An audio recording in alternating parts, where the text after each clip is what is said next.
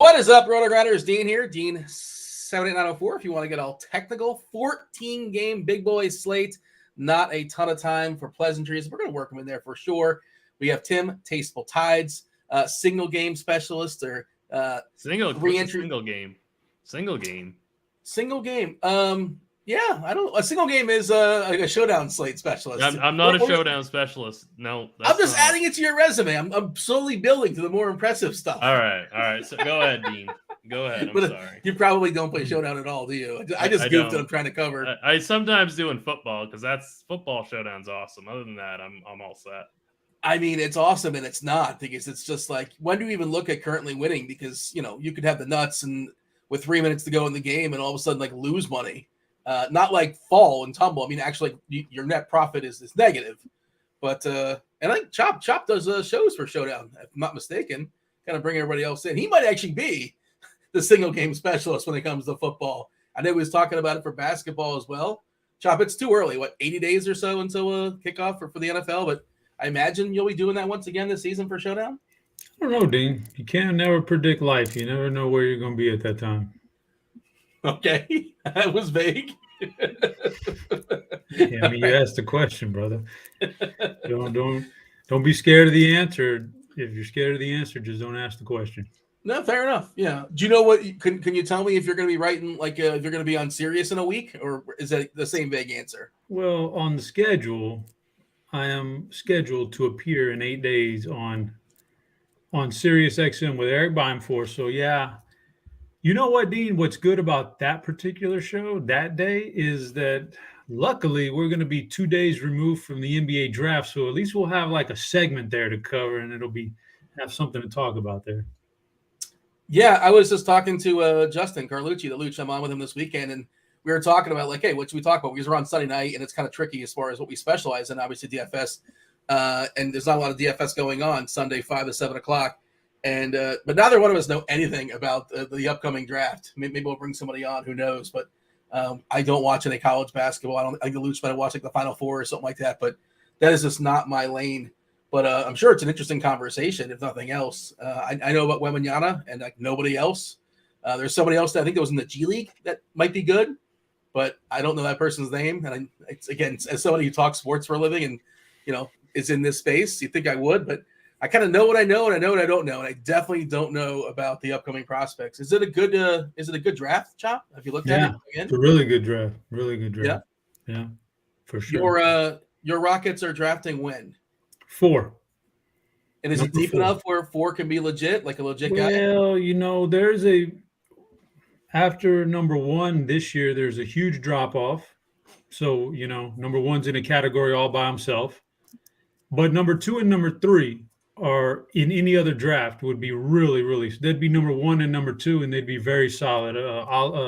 Brandon Miller and Scoot Henderson is the G League guy you're talking about. Yeah. Scoot Henderson could really end up being a star. And then there is seemingly a drop off after that, again, to number 4, which is probably Amen Thompson and his brother. Is these two guys are in the G League. When you're splitting hairs with these kind of players, and you say one guy's 9 months older than the other guy, it makes a big difference in the eyes of the scouts. So those guys are like a little bit older, but when with their brothers and one's like exactly 9 months difference.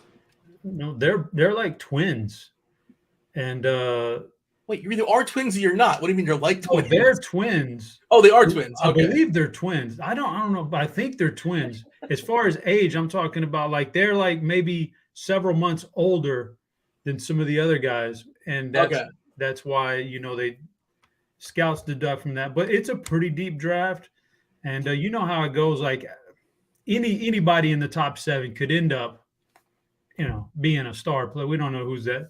There's been a lot after you get past the first pick.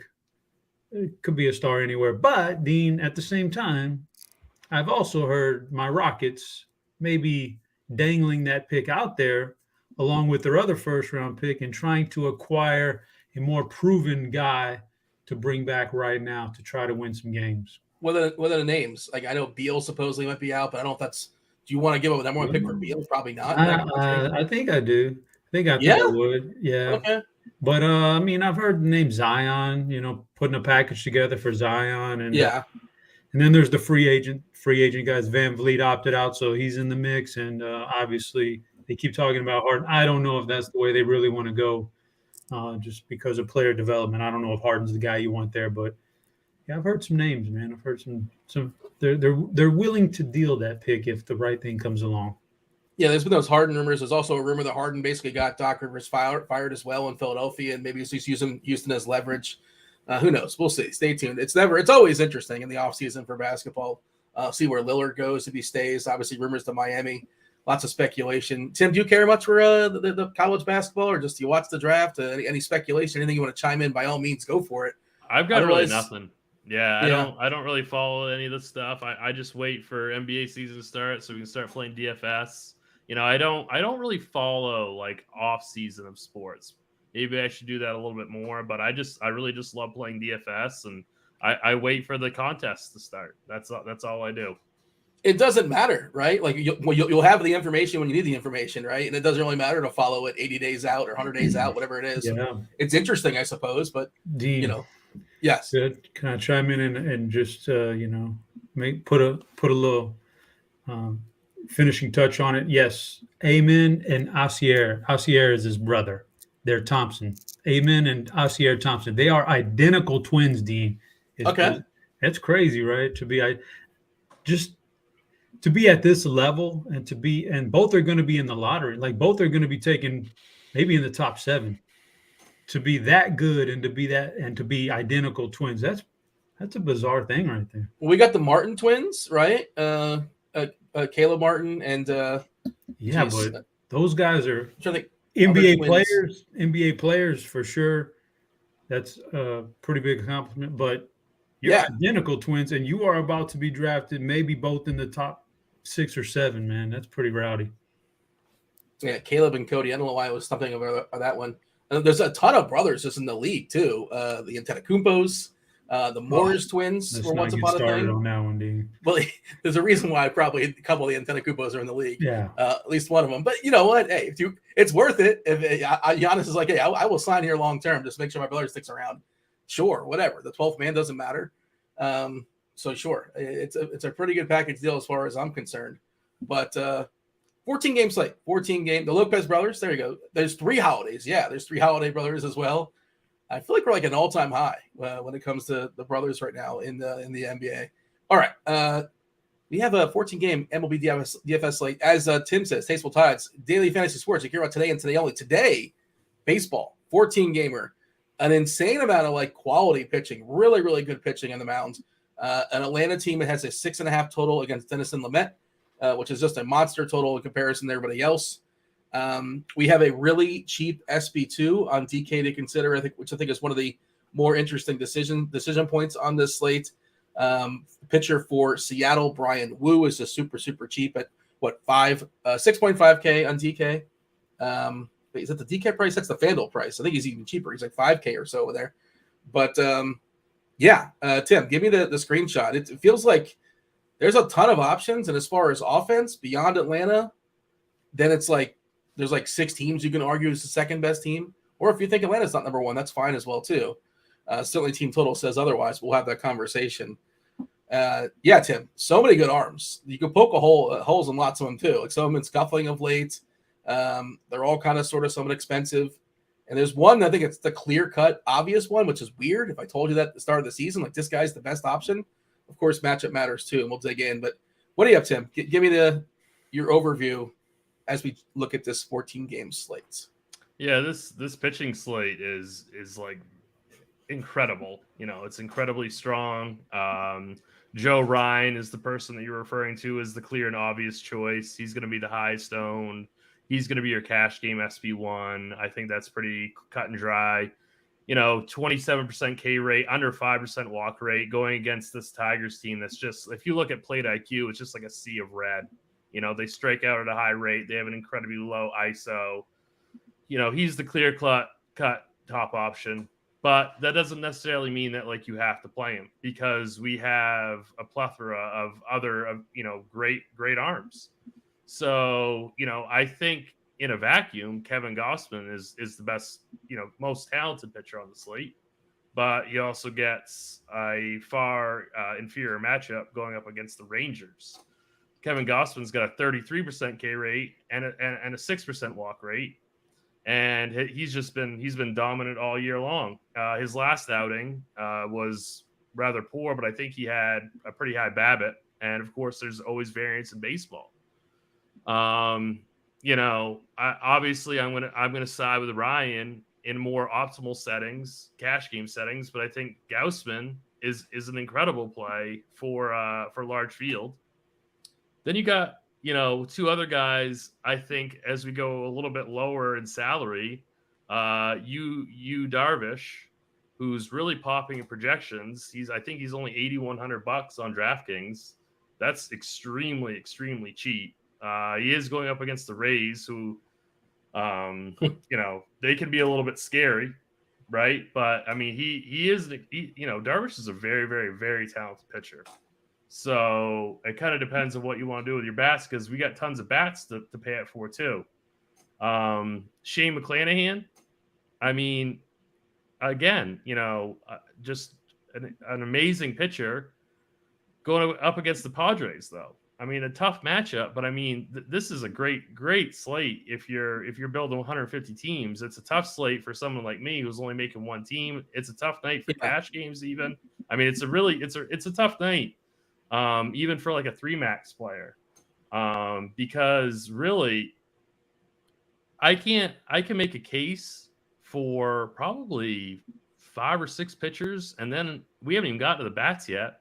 There's probably 6 or 7 stacks at varying salaries that I could make a case for. That could be the top stack. I mean, like you said, I think Atlanta is going to be the chalk, but that isn't by no means. You don't have to play them. They're not they're not in must play category. I mean, it's a 14-game slate. It's baseball. So, this is an absolutely loaded slate, and I'm pretty excited to break it all down.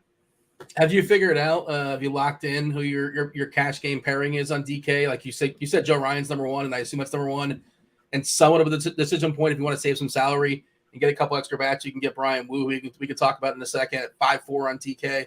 Bit of a prospect, 35% K rate in the minors. Have you figured out your SB2? Because it's obviously one decision leads to 3 or 4 other decisions, and it'll just change. So, or you're still kind of bouncing those ideas around. In cash games, I'm going to lean on the bat. I'm going to go Ryan Darvish. But in my single entry team, I'm going to go Ryan and Wu, I think. Yeah. And Darvish, like you said, getting 8.1K is the reason why. A significant downgrade as far as the asking price. The matchup, rough against Tampa for sure. But okay, so Ryan and Wu. So you're making 2 lineups on DK, 1 for cash, 1 for tournaments, your single entry stuff. That's what I was trying to say before, obviously. I was trying to say you're a single game specialist. No. Single entry specialist. I still can't get that right for some reason. Yes, single game, single entry specialist. Wow, why can't we? But I'll be clear though. Like you don't have to go that route. It's like I don't think. I don't think you're stupid if you don't do. I think you should play Ryan and cash. That would be the one thing that I would say that you really have to do. Other than that, there are other ways you can go about making your teams tonight, whatever contest selection that you're making. Chop, are you doing your, it's Friday, you're going to have a good time, you're going to make 100 lineups or so and just get a bunch of all these different really good pitchers? What's the strategy? Making 1, making 2, making 150? How many lineups are you making tonight? Or is it too early to say? I've signed up for 150 on FanDuel, I believe. I got to double check that, make sure I did that today. That's usually the morning routine. And I did the 4 entry max, on DraftKings, 4 entries in everything or a lot of things that are 4 entries or less maximum. So, that's where we're going, Dean. We're going to play. Yes, I've got 150 on FanDuel lined up, so we're good.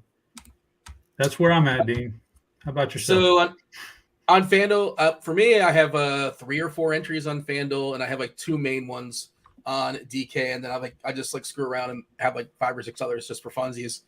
But that's kind of where I'm at. I'm not making 150 or so. On FanDuel, I did make a shell lineup with Joe Ryan as my pitcher. He is the most expensive pitcher on the board, 11.4K. I think it's justified. The matchup against Detroit is obviously spectacular. If you look at his splits, lefties, righties, he's striking out 22% of lefties, which is okay. That's not terrible. It's okay. But 33.6% against righties, and he's facing 6 righties because Detroit has a hard time getting right-handed. And collectively, striking out at 23.7% is a pretty good number as well.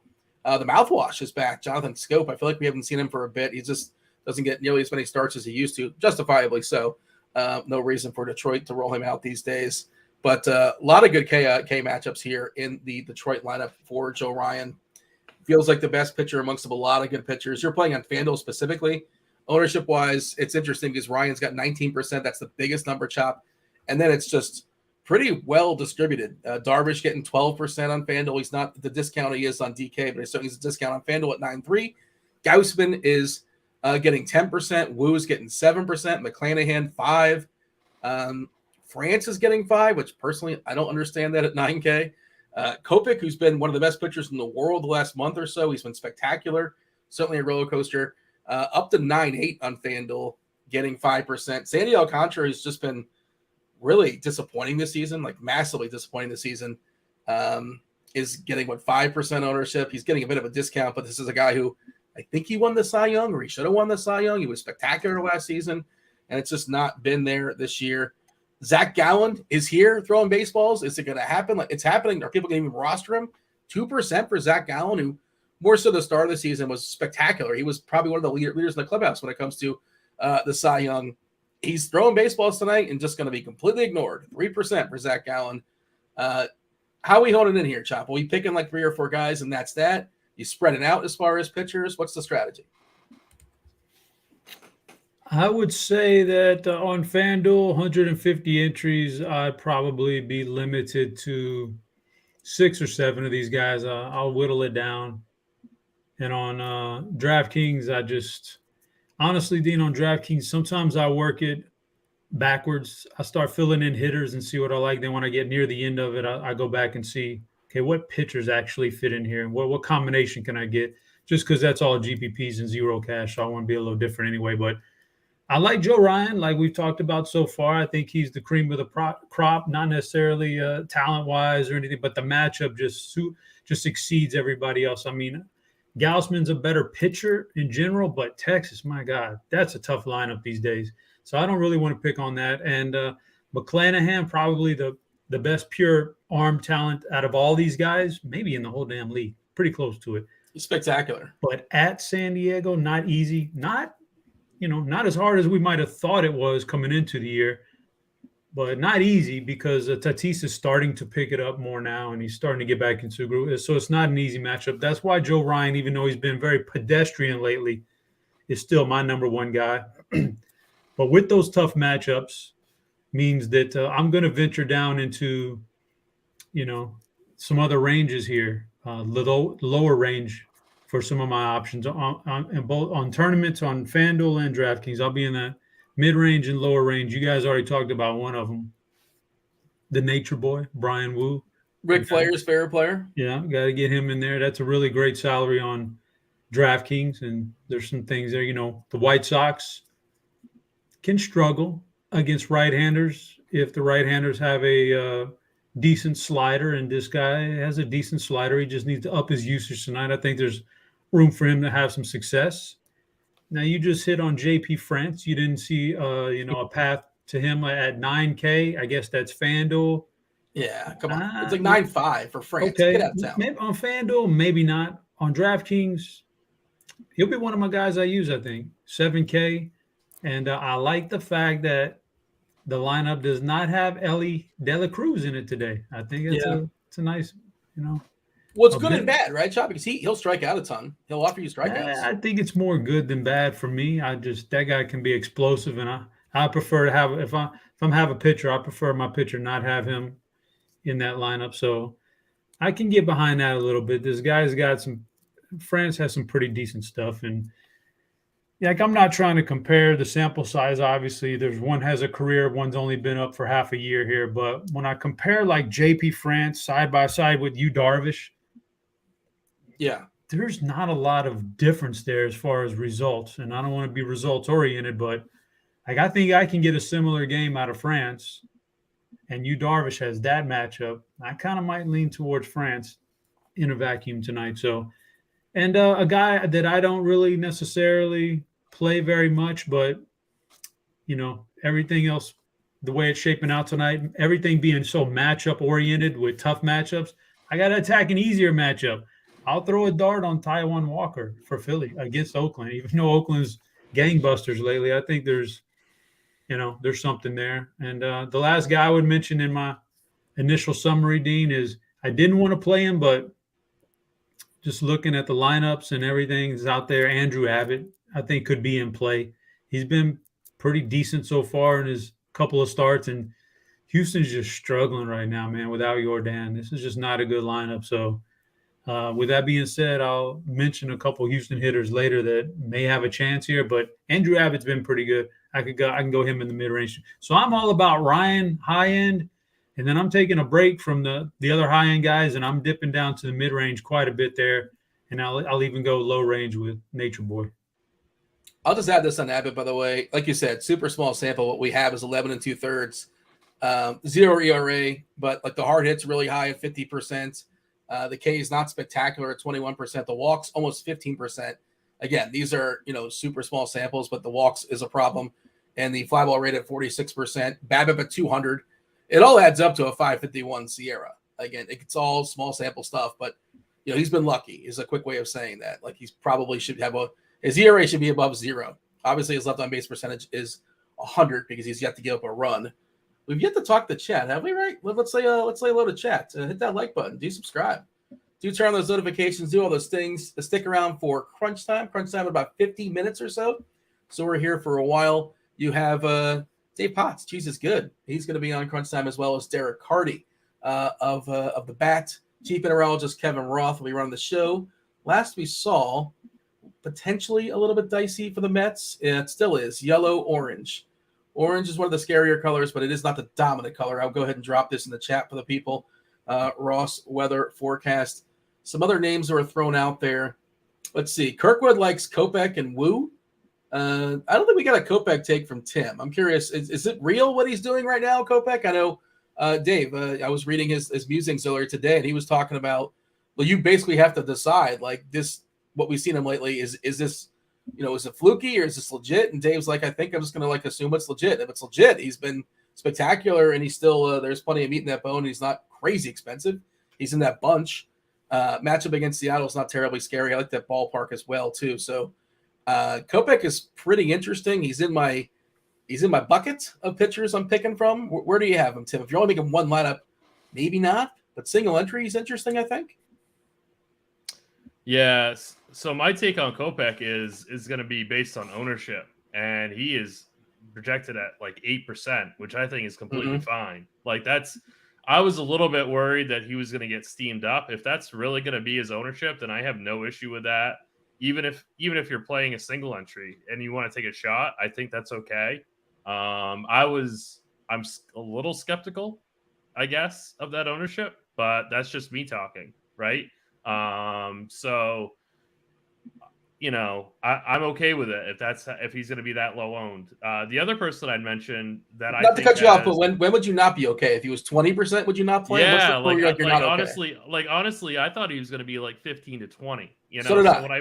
So when I pulled up that pone, I was like, okay, well that kind of changes my perspective. So if that's really going to be it, then I think that's fine. If you get, if people start getting the sense that he's going to getting talked up, he's going to start getting steamed, I'm going to start getting a little bit worried. That's my take. I don't really want to make a take about if this guy has figured it out or not. I mean, I don't know. I don't know if he has or not. But he's always had the goods, though. He flashes. Yeah. It's like, yeah, this guy can be super legit if he ever puts it together over, a certain period of time. And he's done it over a certain period of time, at least, 5, 6, 7 starts, whatever it is of late. But all I know is that when a situation is volatile and he starts getting steamed, I lose interest. Right? That's how I play DFS. Like if we're not really sure where this guy's at, and he's going to be popular, I'm going to be pretty hesitant, because you're not getting ahead of anything, right? And that's the whole point. You want to get ahead of it. Well, if he's going to be highly owned, you're not getting ahead of anything. So, but if he's really going to be 8%, that's fine. Then that's then you are getting ahead of it. So that would be my take on it. Alex in chat says, taking a wait and see approach on Kopech is waiting for him to be 11K chalk. Yeah, like and it's possible. And obviously a lot of that's dependent upon who else is on the slate, right? But I want to get in early. And this probably isn't even early, right? Early was 4 starts ago. Right. So he's been spectacular. Last start wasn't amazing. It was fine. 6 strikeouts, five innings versus Miami. 18.5 DK points, which is acceptable. And he locked down Detroit, which is supposed to do 9 Ks against them, 10 against the Angels before that. And the one that's really impressive is 9 strikeouts against Cleveland, which is that's a pretty big number. And before that, 10 strikeouts against Kansas City. Go ahead. I think if you want to get ahead on somebody, it's Tristan McKenzie. That's a guy who's got a massive ceiling. Mm-hmm. He is going to be 6% owned. He has no chance of getting steamed. Like that's the guy who we could take a shot on and say that we're going to get ahead of him. He's had two starts so far this season. One was amazing. One was terrible. Right? Like Arizona, I would say is an average matchup. But we know, and that price at 8,600 on DraftKings, I think that's right for a ceiling. Pretty good. It's a really nice price point pivot away from a way chalkier Darvish. So you're automatically, you could end up building like a chalky offensive team with, say, Atlanta or the Angels or something like that, and pivot to McKenzie in like a large field tournament. Like that's something that I think has no chance of being steamed. I'm looking at our consensus rankings on DK. You got to rank 8 guys. Number 1 is Joe Ryan. Number 2, this is factoring in salary as well. We do live in the world of salary cap. Ryan Wu is number 2 on DK. Then Kevin Gausman, then Kopech, then Darvish, then Gallen, McClanahan. McKenzie does get a little bit of love. I did put Rich Hill 8th just because he throws with his left hand. He's facing Milwaukee. And JP France got a little bit of love from STL Cards, the only person to rank JP France. Chop, you did not do rankings today, but do you see anything you like there? See anything you love there? I'm not sure if you're looking at the rankings just yet. Feel free to give your thoughts as far as Kopech, McKenzie, some names that are being thrown out. And McKenzie will be more popular on a different slate, but just this slate, it's so good. It's there's so many options, and you got to divvy this pie up so many different ways that outside of Ryan, nobody's really going to be popular. Okay, I believe you. But I'll say as far as Kopech, and I would say, I kind of dug in what's changed lately. I really can't see anything, Dean. There's no usage that's off, compared to the first half of the year where he was getting beat up, and his velocity isn't like dramatically up. It's kind of, if anything, it's down, if anything, or is maintained. I can't find anything. So maybe he's just, but the swinging strikes have gone up. So maybe he's just, locating better. I don't know. Your boy Kirkwood saying he was tipping pitches in chat. I don't know if he knows the guy, but that might be a thing, because I remember one day Kirk recommended a strikeout prop for Kopech. So we were on the strikeout prop, and he gave up more home runs than strikeouts. That was the Giants game, that game where he gave up like a bunch. So yeah, maybe he was tipping. That's a good point. But he's settled in. I don't see anything that's like says he's going to go back. Everything looks pretty normal there. So I'm fine with that call right there. Love the Tristan McKenzie call. Like last year, this guy was rock solid last year. Great stuff. Yeah. He's hurt to start the year. All he's had so far. He came back this year. The first start was really good. The second start looks a lot worse than it really was. He got bombarded in the first inning of that game. After that, he settled in. Yeah, he's got good stuff, man. So I don't mind that call. There's a lot of guys down here to take that pitcher tonight. There's just, a lot of good stuff going on. You got to hit pitching tonight. You can't flop, right? So there's certainly an opportunity cost at pitcher, especially on FanDuel Chop, where you're playing a bunch of your lineups. So Yeah, your single pitcher on FanDuel. You really can't screw that up. Who's the cheapest guy you're willing to roster? You mentioned Taijuan Walker. I guess Wu is probably the guy. You'll still roster some Wu on FanDuel, right? You can. On FanDuel, you give me 1 second to pull up those salaries. Yeah, he's probably a better play on DK, just kind of the way lineups get built. But I mean, to your point, having just the one pitcher, man, yeah, you really can't take any. I'm much more likely to take chances on DraftKings. So with that being said, I may not. Wu at 6,500 is interesting, but just considering that you may need the elite performance out of one of those studs, the upside, I'm not even sure I would roster him. So I think maybe on FanDuel, the cheapest I might think about going. See, I'm not like JP France and Taijuan Walker are DraftKings plays for me. That's not going there. Yeah, I think we're probably looking at somebody like Yu Darvish, man. I'm not going to get you can't get too fancy on FanDuel with the one pitcher. Probably maybe a Yu Darvish down there, even though I'm not in love with the matchup. But I don't think I'd be going too cheap over there. Yeah, I'm worried about going with Wu on FanDuel just because he doesn't have quite the leash. So I'm worried that you're giving up, that quality start equity. Like it's fine. Like you still get 3,500 per bat, which is amazing. But I think going with Wu on FanDuel is a mistake. Juggalo bomb alert in the chat. Kirkwood just dropped it. Jorge Soler. Yeah, don't mind that. Jorge Soler. That was my expert survey sneaky home run call. So I'm sorry to the Juggalos, but that's mine. So you're saying that Kirkwood's plagiarizing. He's a plagiarizer. You can say I mean, mine was published hours ago, so Kirkwood can, I don't know, Juggalo somewhere else. He's already been claimed. Yeah. Kirkwood's saying he's had him tagged, so I don't know. He said he's tagged him hours ago, so I don't know. But he didn't tag him as this is going to be a home run. He just tagged him as he likes him to get a couple doubles, maybe. Who knows? He didn't specify with homers. But controversy is all I'm saying. I don't know who's taking whose information. Wow. Maybe Jorge Soler is just a really good play today. Maybe that's what's going on. He is, right? Yeah. I really like I really like Miami today. Ooh, Dean, those were some harsh words right there, man. Yeah, Dean. Why is that harsh words? Well, you said plagiarizing, and the man said Juggalo somewhere else. There's a lot of things going on in that conversation. But I'll say while we're on the topic, though, I'll give my Juggalo Junior play of the day. Juggalo Junior, even though Juggalo's. What's a Juggalo Junior? I don't know. It's Kirk's got the Juggalo, so I'm just riding Kirk's coattails here. So I say Matt Chapman.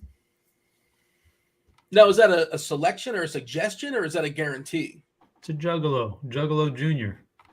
But what does that mean? Like, what do you expect? It's just whatever you want it to be, Dean. It's whatever you want it to be. Okay. Well, I would assume I want it to be. You're not giving me a guy that's going to go 1 for 4 with a single. Like that what a Juggalo Junior is? Stat lines. I can only give you my suggestions, Dean. I'm just suggesting guys here. Tim, how do you stack the Marlins?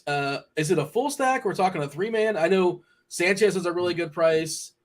Arise is. I just have my problems with him because he needs 9 events to get there. He's going to give you 3 singles and he might score a couple runs and he doesn't steal a base. Okay, whatever. Soler obviously is spectacular, and you want to play John Birdie or Jacob Stallings or Jonathan Davis, Wendell, Gurriel. I understand the ballpark's good, and they're facing one of the better, pitching options to pick on. They're locked in for 9. As far as the bullpen, I think Washington's still fully all right-handed in that bullpen. Are you talking 5 Marlins or as a secondary mini stack Marlins? I'm talking more like a secondary mini stack, or just like a one-off of Soler. I also like De La Cruz. We obviously have Sanchez. He's going to be.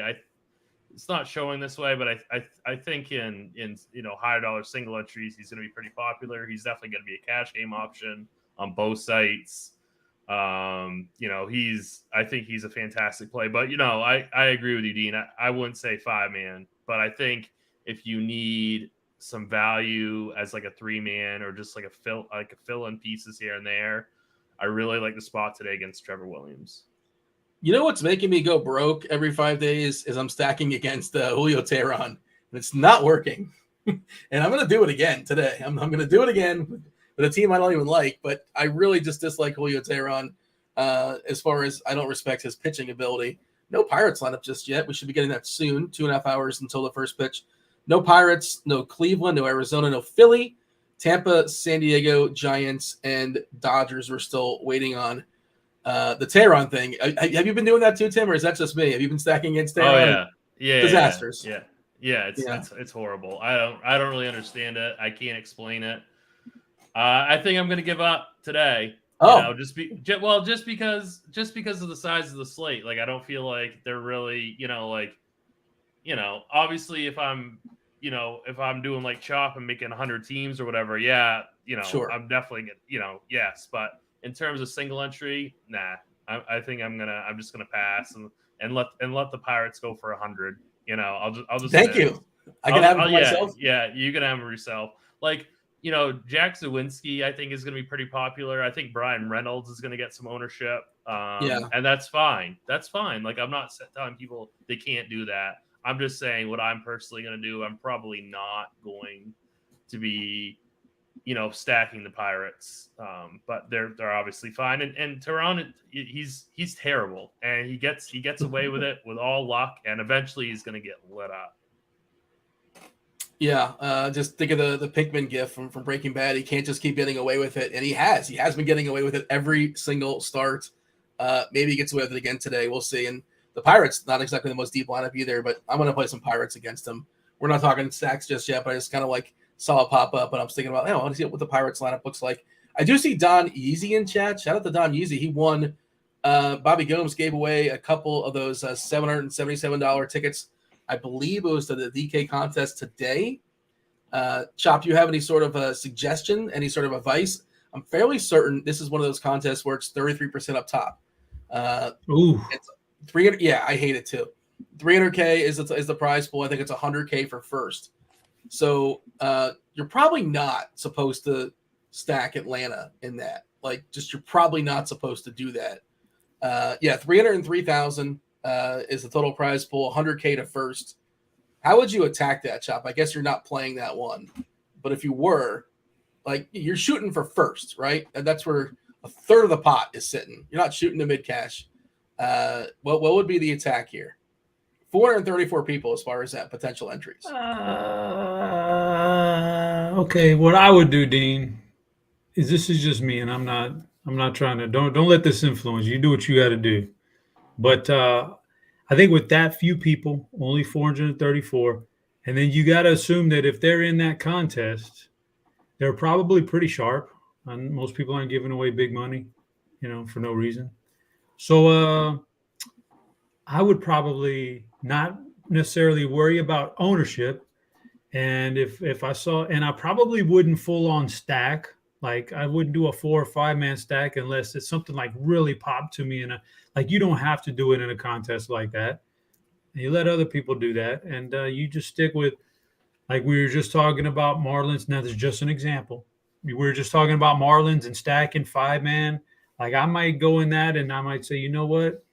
Let me do the Soler Sanchez stack, 2 man stack right there. Let me go to Atlanta and grab a couple guys there.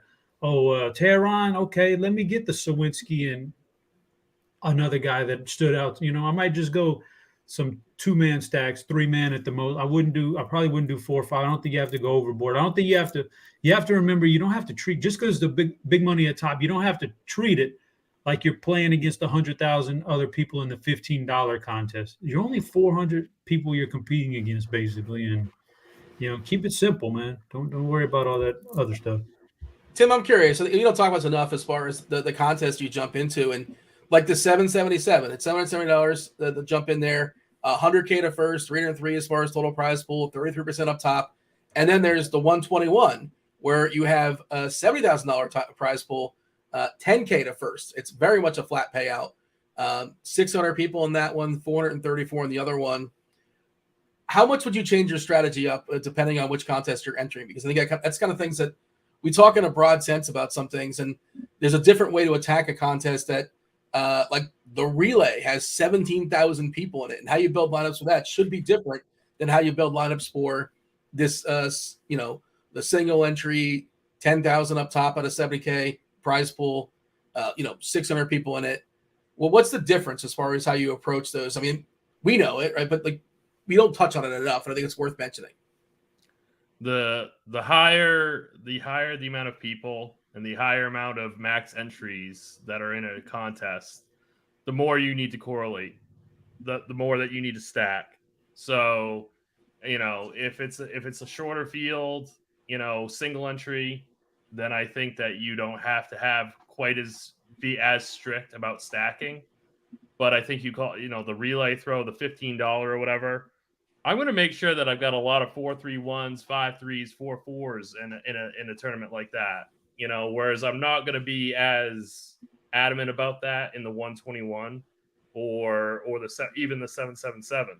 Where there's only like 400 people in it. So you can do kind of what Chop was saying, is just take, bits and pieces here, bits and pieces there, in a smaller field contest. We got a new batch of ownership as of 10 minutes ago. Nothing really drastically changed. We do have Wu as the second most popular pitcher. JP France is the third most popular pitcher on DK. He's 7K, so I guess I kind of sort of get it, but I am not playing France amongst all these other great pitchers. Not to say you can't shut down Cincinnati. It's not the most opposing lineup. Kopech still at 8%, Gausman at 20%, Gallen at 7%, McClanahan at 6%. Like, such good pitchers, just not going to get played for, the reasons you've kind of laid out. McKenzie at 6%. Should we mention, Tim, just acknowledge Rich Hill against Milwaukee, just horrendous against lefties? Do we want to play 42-year-old Rich Hill? How many lineups do you have to make until you consider Rich Hill? I'm just, I don't want to acknowledge him. You can, Dean, or Chop can, but I'm not going to. Chop, you want to acknowledge the existence of Dick Mountain? No, there's no chance I would be playing him tonight. No chance at all. But I will say another question in chat in regards to stacking real quick. Somebody wants to know what's my favorite reach around stack tonight. And I would say just looking at some of the RG content, and Kirk liked Acuna today. So I think my favorite reach around is Kirk's left-handed reach around, where we go Rosario, Harris, and then back around to Acuna. So that's where I'm at with that particular. You're skipping Arcia? Yeah, he's in there. You could if you want to, but stacking, you don't necessarily have to go back to back to back to back. Just skipping one guy. Like, you want some correlation there is all you're really trying to do. So who's to say Michael Harris doesn't drive in Rosario instead of Arcia doing it? So but you get what I'm saying, Dean. I'm trying to see who else it could be. And I'm answering your question seriously, which you're touching on an important topic. You're approaching it in an interesting way. But I don't really know what other team would be the obvious choice. There really isn't one. Tim, is there an interesting, 8, 9, 1, 2, 3, something like that you're looking at? Or even 9, 1, 2, 3, 4. I don't really see anything really popping. Is Blanco for Kansas City? I still like him at 2K. He's a speedster. If he gets on, he's going to steal. The guy stole a base every single game. Essentially, he was in the minor leagues, or specifically 47 games and 49 steals, or maybe it was 47, 49 reversed. But he's 2K. There you go. I think the Dodgers might be an interesting one. The Twins. The Twins, we might get some more potential pinch hit stuff. Just kind of. Who cares, Dean? If you're in tournaments, you gotta risk it, man. You gotta risk it to get the biscuit, Dean. Just because it rhymes doesn't mean it's true. You gotta pinch hit. Okay, well, there's a lot of guys who could get pinch hit for tonight, but who's to say they don't crack a home run in their first at bat, and then you're on gravy after that. But you get the Twins, and you got some power at the bottom of the line. Gallo at 7. Michael Taylor, he's always hitting at the bottom of an order, and he has explosive. A lot. He has explosive game. He run that one by me again. He gets pinch hit a lot. Just throwing it out there, and it'll happen. Look at those game logs, man. There's very few people that have that kind of consistency when he gets the starts that put up double digits all the time like him. So I'm willing to, go with some of that. And then you go at the bottom there, you can come back to the top, and a guy like Correa, who I kind of like tonight anyway. So, yeah, something like that. For what it's worth, Julian leading off today against William Vest. Vest is just the opener. Tyler Alexander was supposed to be the starter. I'm not sure if he's going to be coming in. I've not seen like the possible long man, but I'm pretty sure he's a lefty. We saw Julian, hit the bench yesterday versus a lefty. 22% is his pinch at risk. Joey Gallo at 20%, Taylor at 14, Kirilov 11, Vasquez 10 per the bat per DerekCarty. Vest is only going to go one time around, if that. So just be aware of it. And like you said, like yesterday we did see Solano hit a grand slam in like a second at bat. And I don't remember if he finished that game. I think he did finish that game, but he's another guy who is a risk. And yeah, sure, if you get the homer, who cares? But, opportunity is really important. And I want the guy that's like, you get 5 at bats, there's a chance of 5 at bats as opposed to 3 in a vacuum, just as like a general thought. Let's hit the summary as far as pitchers, as far as arms. We'll talk some stacks in a second. Chop, give me your summary. Somebody just tuned in 3 minutes ago. They want to know who Chop likes at pitchers. It's hard to summarize. There's so many good ones, but can you trim it down for us? Give us the 1 or 2 minute version of your favorite pitchers tonight. Yeah, I can give you the 30-second version. At the top, give me Joe Ryan first and foremost ahead of everybody else. And then I'll probably pass on some of those other star pitchers at the top based on matchup. And hit me up in the mid-range. Give me a little bit of Kopech and Walker and France. Darvish's mid-range on DraftKings, and then I'll round it out with, a guy like Nature Boy, really cheap on DraftKings. And then on FanDuel, the real summary is stick to the top. Stick to the top guns, man. Don't get too fancy with the cheap guys. Tim, what do you want to add as far as pitchers? Yeah, Ryan's definitely the top guy tonight. I'm a little higher on Gosman, I think, than Chop, but I just, I would prioritize Ryan. Darvish, Ryan is probably my pairing in cash. Woo is probably my second favorite pairing with Ryan in single entry. I really like Tristan McKenzie for large field tournaments. And I think that would pretty much do it for me. Mark is asking, do we know who's coming in after Barbilla? Barbilla, the opener today for San Francisco. I believe it's supposed to be or expected to be Minaya. Is that correct? Yeah, they haven't really have, yeah. Yeah. When was the last time Minaya pitched? We have Minaya projected for 75 pitches. He pitched on the 10th. He went 4 1/3. Yeah, it would make sense that he is the guy. Eric is joining us late. It looks like we all thought Kopech was pretty interesting. Why no Zach Gallen? It's not like it's no Zach Gallen. It's just like the nature of the slate. Certainly you can play some Gallen if you want to. I wouldn't besmirch it, but he's also not my favorite option. Tim, JP Sears. Do we care about JP Sears today? It's too good as far as the pitchers in Philly. Pretty solid offense. I'm not playing Sears. Are you going to consider Sears? I wouldn't. I'd rather, if I'm like at that price point and I don't want to play somebody who's like popular, I might go like Taijuan Walker instead. Oh, TJ, all the pain. TJ in chat says he did not play Solano last night because of the pinch hit risk. My Solano lineup would have won the 121. Yeah, that's brutal. That's tough. Yeah, so like I'm probably a little too overly paranoid, like Chop's pointing out. Like it's a fair point as far as the pinch hit stuff, but I tilt so hard when my guys come out and like at the spot where here's 3 guys on base, bases loaded, and they go to the bullpen and all of a sudden your player gets the hook. And Solano's one of those guys. The situation calls for it, and there's no guarantee he sticks around. But if he gets that grand slam, who cares? Who cares what happens to him after later on in the game? Mariners lineup just came out. Crawford, J-Rod, France, Hernandez, Kelnick, Suarez, Big Dumper, Kyle Rowley, Ford, and Caballero. All right, going to talk our stacks in a second. We're still here for the next 25 minutes until we yield to crunch time. Crunch time, of course, you got chief mineralogist Kevin Roth. You have Dave Potts, Cheeseisgood, 2-time millionaire winner, and DerekCarty, CEO of the Bat and the Blitz. This is where we kind of turn the show over to you guys. You guys steer the ship. Throw some questions in chat, whatever's in your mind. You're debating between a couple players.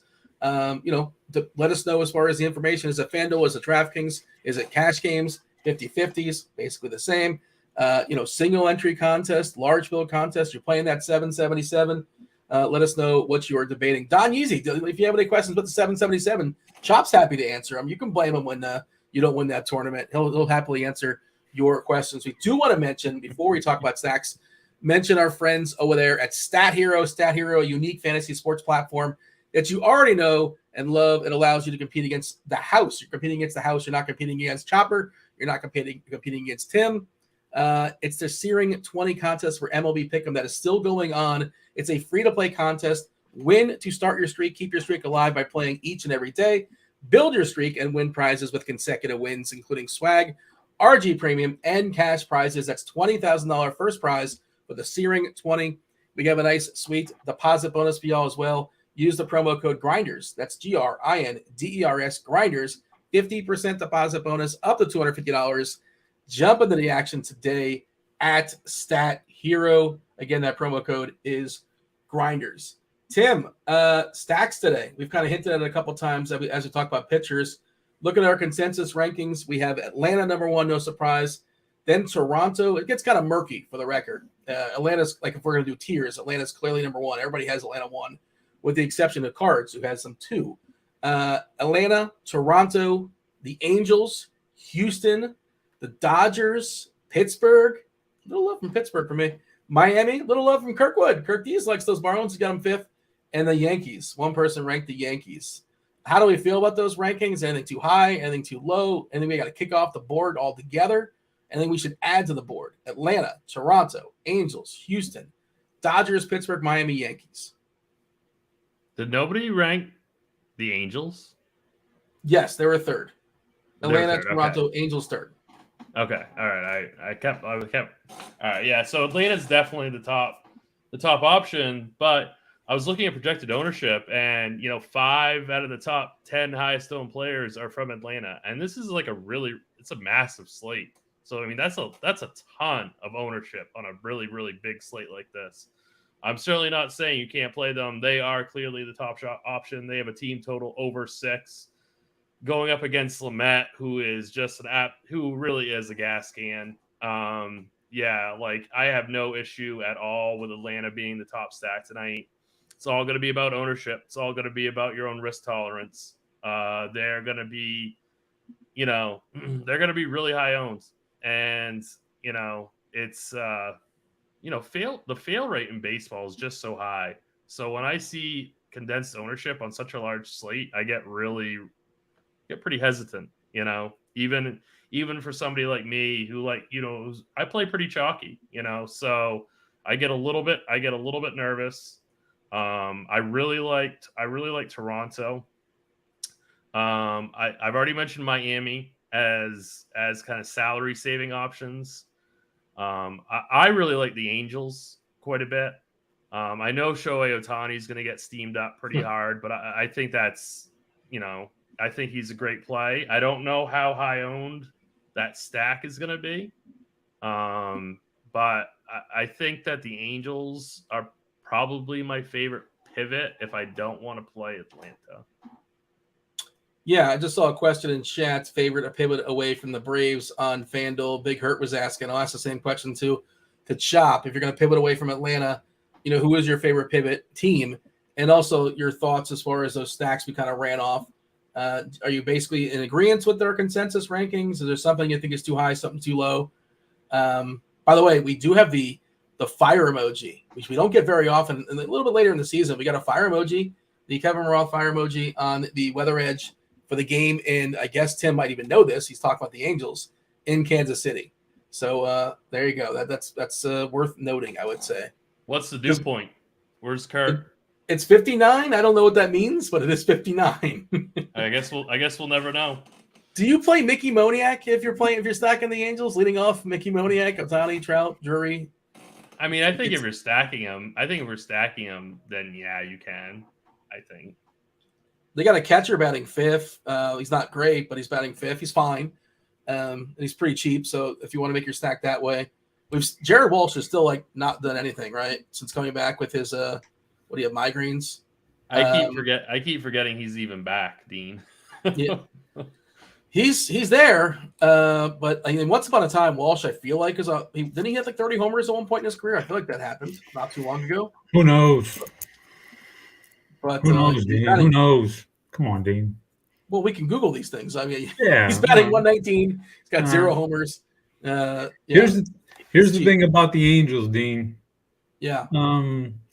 So when you say stack, who's your favorite stack or whatever, people are going to assume 5-man stack, 4-man stack on FanDuel. Who's your favorite?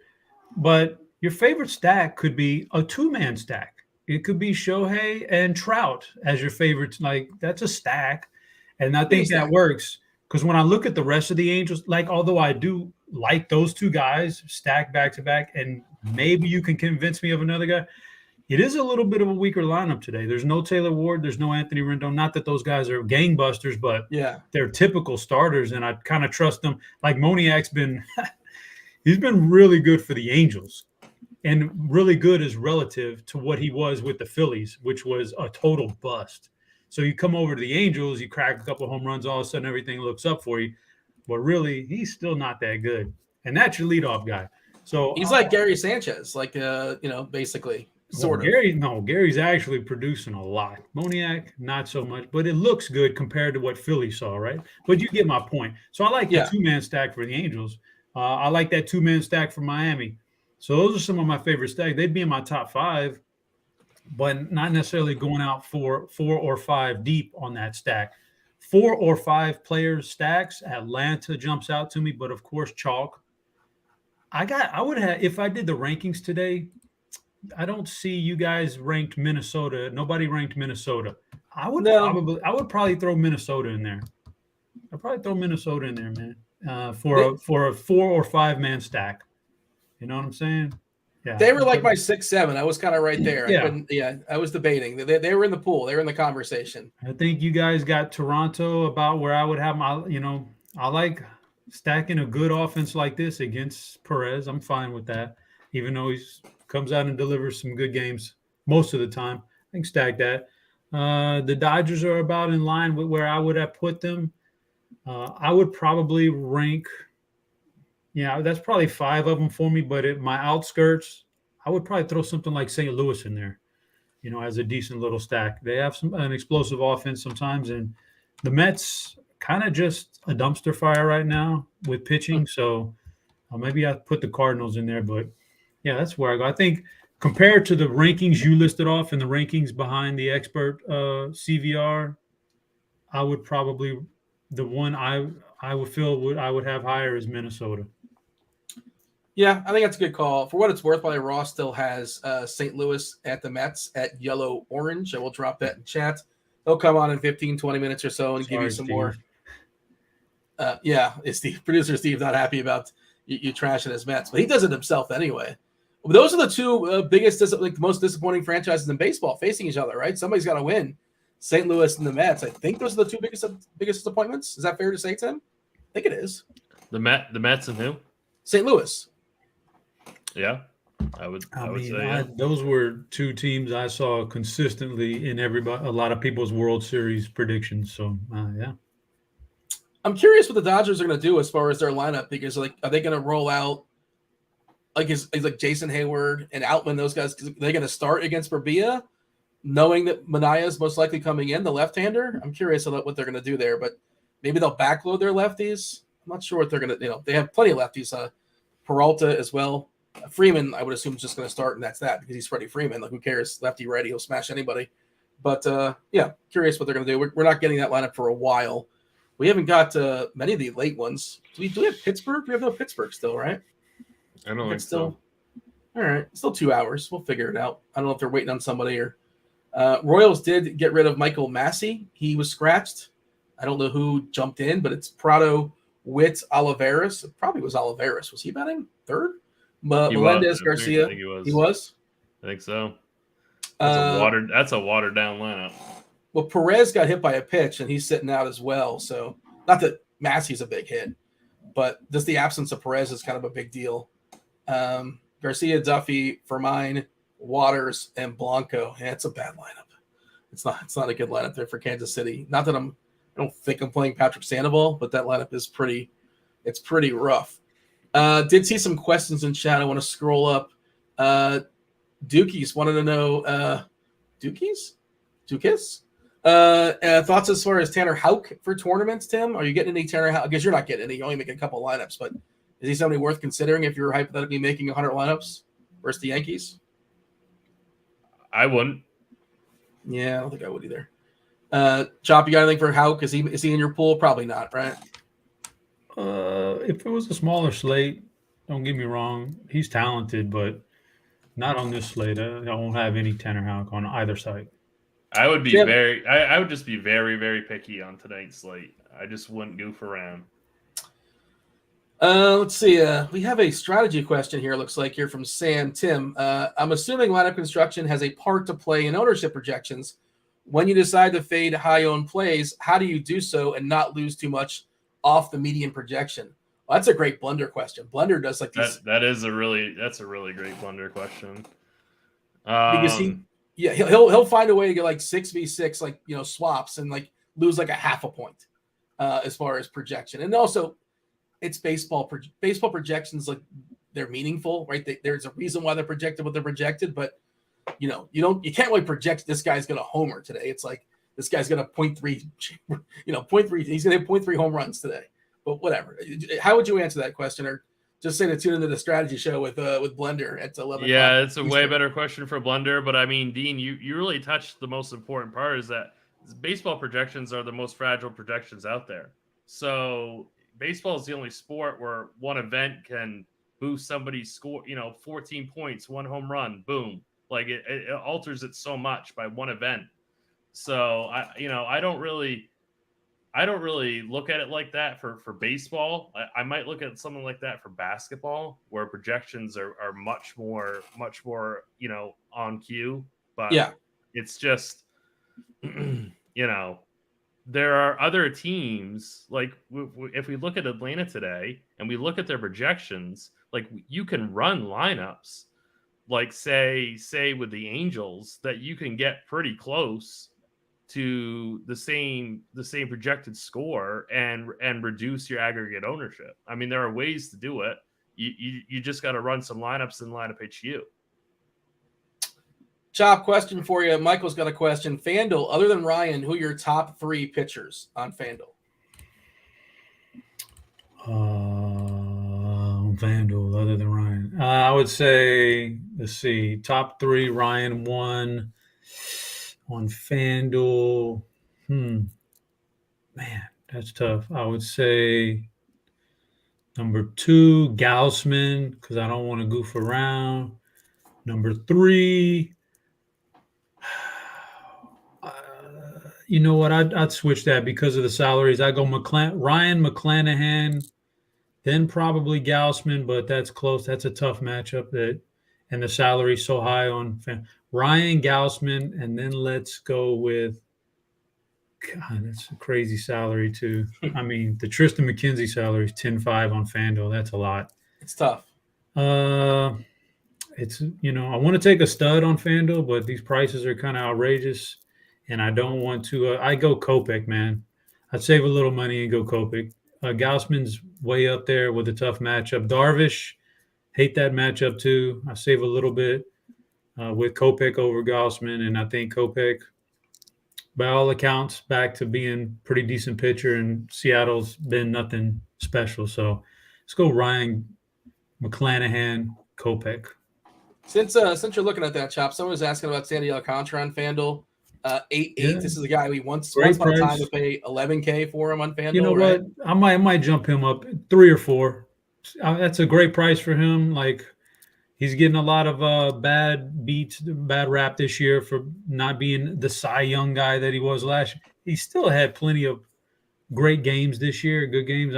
Probably that pitch clock is probably in his head a little bit.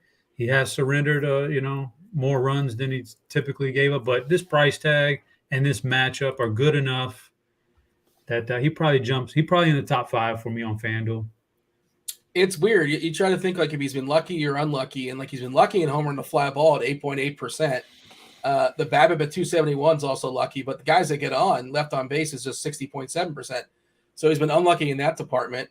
And he feels like he should have more Ks. He's got a 13% swinging strike rate and just 20% strikeouts. So it feels like more Ks should be coming. That normally, typically, like your swinging strike rate is less than half than your strikeouts, a little bit less than half. And at 13% swinging strike rate, his case should be just kind of like the way things line up, 26, 27, 28%, something like that. We'll see. It's certainly something to monitor going forward, and obviously stud in the past, but the VRA is 4.75 and the Sierra is 4.38. So it's not like he's been crazy unlucky, and you can just point to that. Tim, would you have an official take on Sandy? I like him quite a bit. I thought about kind of recommending him on both sites, but he just kind of misses the cut for me. I think he makes for a good pivot off of Kopech and Darvish because he's kind of right around that price point, at least on FanDuel. So, I prefer Darvish, but I think I'd rather play Alcantara over Kopech. Yeah, it's tough. I'm not sure. I don't know what I'm doing. It's close. Yeah. It's close. And I don't think either one of them is going to have, neither one of them is going to have that much ownership. So, Tim, Tom wants to know, can you recap your favorite 2 DK pitcher pairings? So I assume 2 individual pairings on DK that your 2 favorites.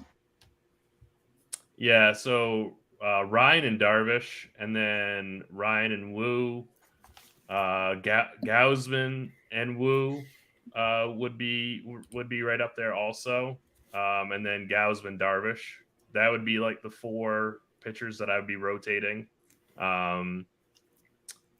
But that's just for like single entry or 3 max. You can spread out more for larger field GPPs.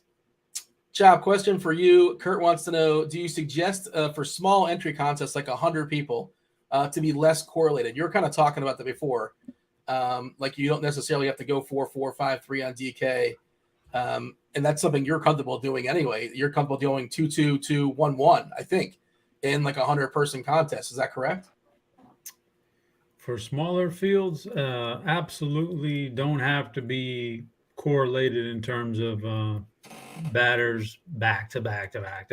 Like at the end of the day, your RBI from this guy counts just as much as your RBI from this other guy, from another team that's not stacked. It doesn't really matter in the smaller field. I get the larger field, you're doing it for a certain reason. In the larger field, in the smaller field, you don't need to do it, Dean. But so yeah, I'm very comfortable in smaller field. Like on FanDuel tonight, I'll play in that one tournament that's got 50,000 people, and yeah, I do want to correlate it a little bit. I do want to do that, but in the smaller stuff, I don't need to. I do need to get to Herbert brings up a good point here, Dean, in chat. He says they need the triple G play of the day, Dean. Oh yeah, what do we got? And a little BVP. Oh, I forgot the BVP. Oh, that's not the same thing. Those don't correlate. No. BVP. Give me BVP suggestion of the day, Dean.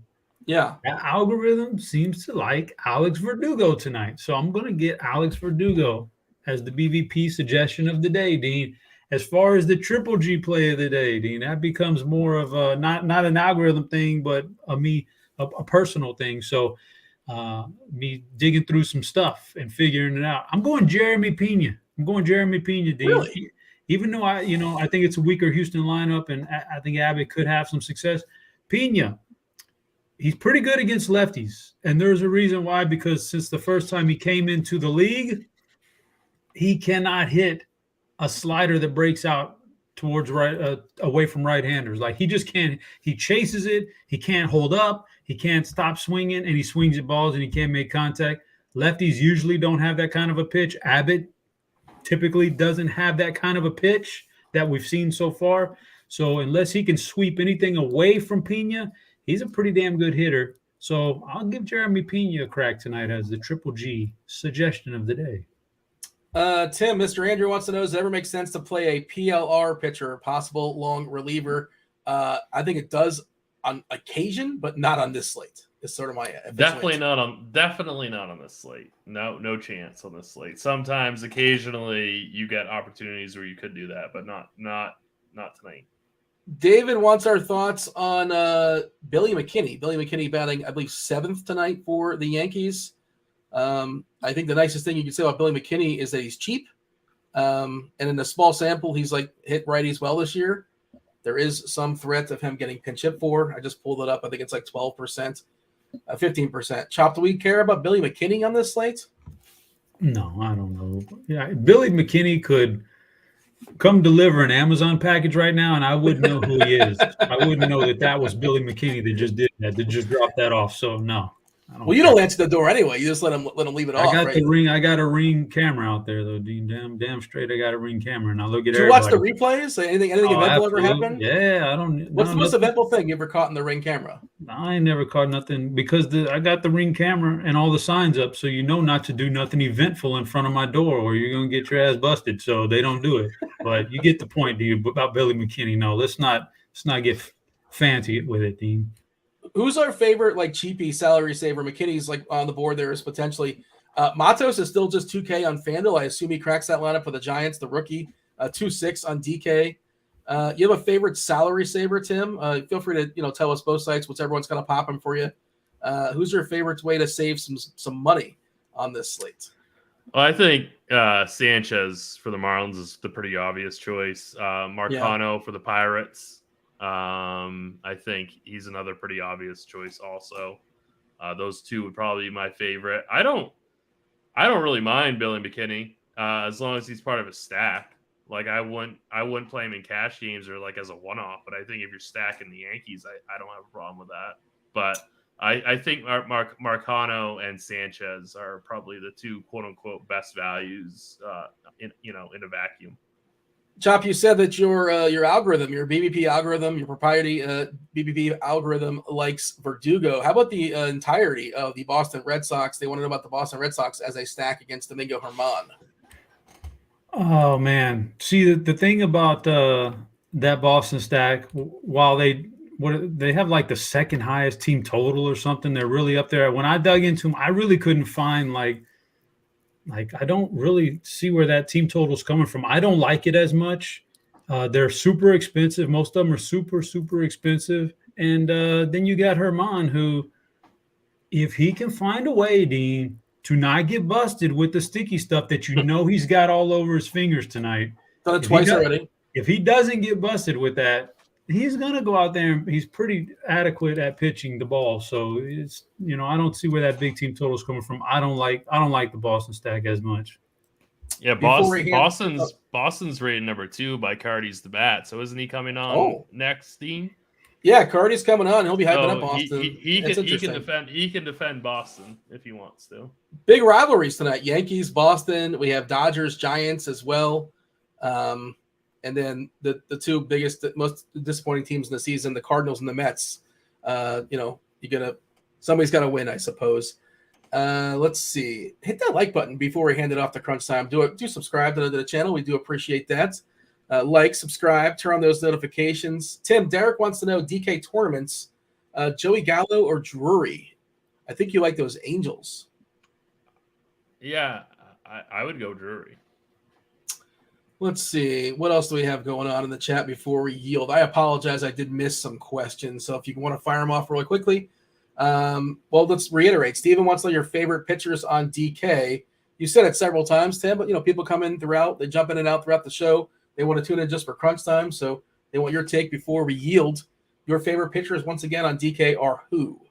Ryan, Darvish, Wu, and Gaussman. Jacob's asking, do we know who's coming in after Vest for Detroit? I think it's Alexander. I'm not sure if that's officially been announced. He was supposed to start, but maybe something happened with him. If not, it'll just be maybe a bullpen game, but I've not seen anything. Have you guys seen anything? Anything in projections? Who are we projecting for Detroit throwing baseball? Is it just Vest? And then who knows? That's last I looked. That's all I have seen. Let's see. I'm checking now who we have throwing baseballs for Detroit. Vest won't go long at all. We are projecting, Vest to throw 19 pitches, and that's it. So who knows? We'll see. Stay tuned. Nothing official announced, but I assume it's still Alexander, but we don't know. We have Crunch Time. We have Kevin Roth. We have Dave Potts. Cheeseisgood. I guess Carty will be in a few minutes, I suppose. Yes? Is that the plan at least, Roth? I believe so. And I'm disappointed. You were talking about all the great rivalries today, and I thought you were setting it up to say Carty versus Cheese. And I was so excited. And then you dropped the ball. Opportunity missed. Oh, I Yeah. see you've changed the weather there, and for the Mets in St. Louis, you're less concerned, it appears. I think of the 3 games in the Northeast now, being New York, Boston, and Washington, New York is probably the least likely to see a delay, just the way the timing's working out of the storm system moving through. So that's good. Interesting. Yeah, Carty versus Dave is a fun one for sure. Dave, have you got your you got your reps in? You ready to go? You ready to take on Carty? You've been studying the tape? I'm just in a friendly mood. I have nothing but nice things to say to everyone. We got anything else for crunch time here, Tim? No, thanks, Dean. Chop? Thanks, Chop. Nothing. Tim is the only one who ever thanks me. I don't know why he thanks me. Like, it's very polite. Hey, Dean. Yeah. Thanks, man. Thanks. Yeah, you're welcome. I never say you're welcome. I don't know why. It's uncomfortable. Like, why is he thanking me? What did I do? We're in this together. Let's thank producer Steve. Let's thank the people watching. Everybody kind of making this show happen. But thank you, Chop. Thank you, Tim. Thank you for those that are watching. Stay tuned for Crunch Time. Fanduel sponsor Crunch Time. You got DerekCarty, you have Dave Potts, and you have Kevin Roth. Roth, take it away. Thank you, Dean. Good stuff, as always. Welcome to it, ladies and gentlemen. It is indeed crunch time. This show is sponsored by FanDuel. That's why it's free. And all the way asked, we got a new gift there. I think that's like the Maytag repair guy. That is so great. I don't know why he's eating quarters. It's kind of a disturbing gift. Welcome to it. This is the show where we bring on 2 of the sharpest minds in the biz, and we pit them against each other, or they can agree. We don't know. I don't force them to fight. We get their takes all the way up to lock and then through lock. And today we've got the one and only Dave Potts, a.k.a. Cheeseisgood. What up, Cheese? Not too much. We haven't had a lot of 14-game slates. Like, even most big slates this year have been around like the 12-game mark. Like, 14 is a lot. There's a lot of fantastic stuff all over. Do you find that to be like too much, where you're like, there's like 9 good things and I can only do 1? Especially honestly, like tonight. I mean, there's so much good pitching. Like, I don't want 15 pitching options. I can go with like 6, but like I think it's almost too much tonight. I got you. Well, we got to cut through the noise, and to help do that, we bring in DerekCarty. He is the creator, inventor, and CEO of the BatX Enterprises. Carty, hopefully the bat can kind of narrow our pool down a little bit. Yeah, definitely. I don't see 15 good options. I mean, there are quite a few after you get kind of past the top tier that all project pretty similarly. So I can kind of see it from that regard, where if you're just trying to differentiate, there are a lot of options. But I think the actual best options are super obvious tonight. And one of them doesn't even project that high owned, which I think is insane. So I'm going to be really curious to see where that ends up. Okay. Well, I am very curious about who that is, and of course, how Cheese feels about that play as well. First, though, we got to talk some weather. I briefly mentioned it. We've got 3 games with potential for weather issues. That would be New York. I don't think anything's going to happen in New York. You just play pitchers, you play hitters, do whatever you want. That would be Washington, where you have a chance for a delay with a few pop-ups. Based on where those little showers and storms are now, I think it's more likely that those miss Washington, but certainly can't rule out a delay in Washington. Bats are fine regardless. And then it's Boston, which my concern in Boston is if they say we're going to late start. There's this kind of light batch of rain moving in. I'm hoping they just decide to either play through it or at least try to play through it. A late start would mean like, all right, now we got to wait for them to be fully dry, which could take till 9 o'clock. Either way, I think the game's going to be fine. I don't think they're going to late start, but if they do, that would kind of like make my ears perk up a little bit and have me a little worried. Just for pitchers, or are you talking for they could postpone? I'm talking for the game in general in Boston. If I don't think they're going to late start and they try to play through it, what are the chances we get a delay? A little bit. That's the flip side of that is that if they do not late start, this rain's going to move in. I think it's going to stay light enough that they can just play through it. But if they do late start, if they do not late start, there is a legitimate chance for a delay. I love to hear that.